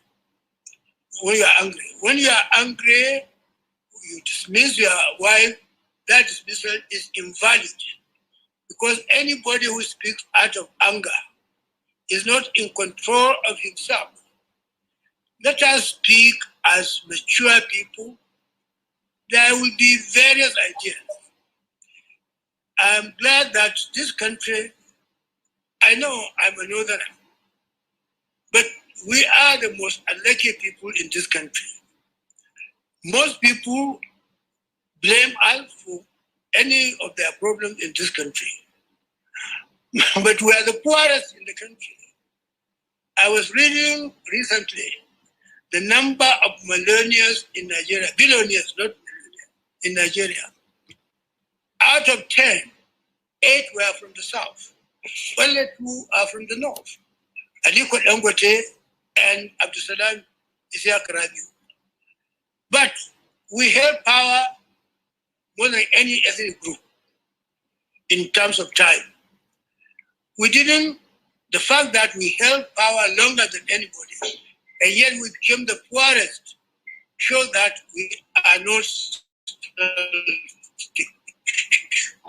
So I thank you very much for the opportunity, and I congratulate everybody for this wonderful event. Thank you very much. Thank you very much. Thank you, sir. Thank you. Dele, I think we are rounding up now, and quickly, if we can take one more person before we bring in Ngozi Odumoko to give us a closing remark. Ngozi Odumoko, for those who do not know, is the brain behind this, or rather, the head of Nzuko Omunna. Please, Zamila Zana Mohammed, if you could unmute yourself. Yes, you should take that. Please, after you, then Ngozi would. Yes. You're breaking, Mazi. Can you mention the name again so that he or she can hear and take that question? It's Zamila Zana Mohammed. I've just asked he or she to unmute, please. It's me. Jamila is it. Go ahead. Hello? Hello? Hello? Go ahead. We can hear you. Hello. Yeah, good day, everyone. I'm just a passionate Nigerian here. I love Nigeria. I love Nigerians. And I want to say Nigeria is a great nation. It's Nigerian in all this. If only we understand and know how blessed we are, we should be thinking of making love, peace, and unity. Life is unpredictable. Life is too short. And some of us, that I'm a Wazobia, I was born in Kaduna, I'm married to a Northerner, so I speak Yoruba, I speak Hausa, I speak Igbo, and all that. So what I'm just saying in a nutshell, we need a new constitution. We have to think positive. We should stop holding grudges. We hold grudges, we're not going to move ahead. Trust me, if we come together as one nation, we come together under one umbrella, one voice, it's going to be Nigeria and others. Please, Mazi, if you can hear me, sweetheart, I think we should come together as one, no Biafra. We should just think peace. So I just urge us to just, move ahead by maybe a new constitution, and it has to be implemented. It has to be, we have to follow the constitution. Like I live here in UK. What makes here work because of the law is a country that follows the law. They are not better off than Nigeria. So my heart bleeds. I've traveled, and when I see what happens, and I just feel, oh God, open the eyes of those people blind. So importantly, I want us to leave this forum. Let's think and what is going to be the next step. Nigerians, you are great, you are intelligent, you are lovely. Nothing is one blood, one Nigeria. Thank you. Thank you very much. On that note, we will have the last person to have the last word for today. We have Ngozi Odumoko. Ngozi, please, over to you. Hello, can you all hear me? Can you hear me, Mazi? Please let me know if Yes, we can hear you, Ngozi. Yeah, we can hear you. Okay, thank you very much. First, I want to start by thanking Nzuko Omunna. Nzuko Omunna is an Igbo think tank group that parades itself as a bridge builder that believes in building bridges. We organized and championed Handshake across the Niger that brought about the shared values and relationship between the Igbos and Yoruba. We also organized Handshake across Nigeria that also brought together the northern Nigeria and the southern Nigeria to engage. And now, Nzukumuna started this project of Never Again, which its first project was done in 2020, 50 years after the Civil War. And we had champions, leaders from across Nigeria coming to engage, including Professor Wole Soyinka, and leaders up north, Senator Shehu Sani, and Alhaji Ahmed Judah, and Bayo Adebanjo, and also great leaders from South, Chief Edwin Clark, and the Middle Belt, Dr. Momodu, and all of them. Now, this brought us to 51 years. The idea for Nzukumuna is to institutionalize this project. And we thank God for the capacity of Ovation International, the CEO, Chief Dele Momodu, who is a great influential champion as it regards to social media and every kind of media outfit in Nigeria. And also Mazi is okay, the CEO of Njinji Media. Dear Nigerians, dear Onyigo, dear Amon Yoruba, dear our people in the north, the Fulani, the Hausa, the Birons, the Idomas, the Igalas, the Ijos, the Shekiris, we think that there cannot be any meaningful progress without engagement. We are happy that on this platform today, people are venting, people are saying it as is. Sometimes it is good to allow people to say things the way they want to say them. It is in that healing comes. Many people were not born before the Civil War or did not see it, especially the post-EndSARS children. Those who participated in the EndSARS did not see the Civil War. And in that sense, people are asking that what happened in the Civil War, do we want it to happen again? And if it must not happen again, how do we make a new arrangement?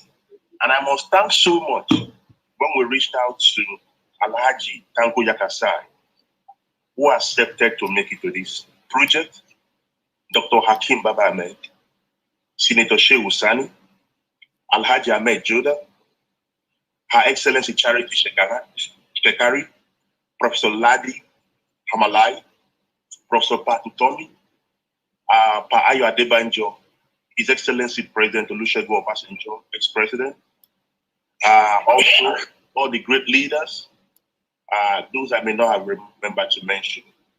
Moving forward, this is the action plan. The committee planning this being chaired by Professor Patu Tomi believe that we must continue to have this strategic engagement.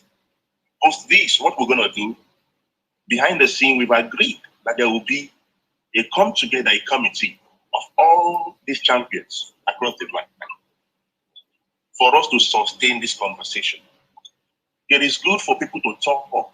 Let us display our anger. It is in that display that there is healing. The idea for Nzukumuna Never Again is that we don't want no more war. The Igbos are peace-loving people. The Yorubas are peace-loving people. The Middle Belt, the Northerners, we all want, we share something in common, our humanity. We want to thank also our brother Mazi Nnamdi Kanu, who also made it to this platform and say things the way he sees them. In all of this, there is need for a roundtable conversation. There is no harm in Mazi Nnamdi Kanu sitting on the table, President Buhari sitting, governor sitting, leaders sitting of ethnic nationalities, the leader of the Igbo nation, the president, sitting, and we all converse. I said, how do we move forward? Let there be healing. Let there be peace. Let there be no more war. Even if people want to talk about, if you believe in restructuring, whatever you believe in, regional government, let us have a conversation. There is no need for any war. There is no need for any fight. God created us as one. First, we are humans before we became Christians, Muslim, Yoruba, Ijo, Idoma. We are all humans first. So please let us celebrate our humanity. Let us appreciate the fact that we must be alive to become an independent nation or a collective nation. However, there is need to have this conversation. We cannot run away from the conversation. Let us have it and have it in a peaceful and lawful environment. God bless you all. We love you all. May there be peace in the land. Thank you, and God bless you.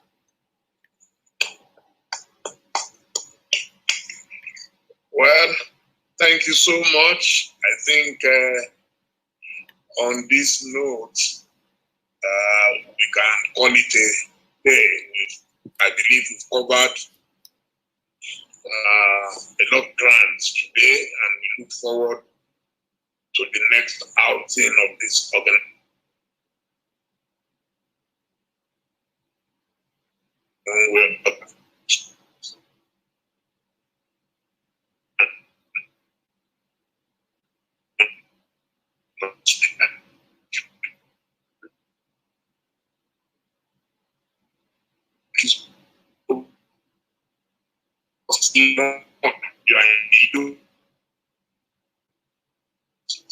Nice. Thank you so much. And then to JJ Media and their crew for Ovation Television.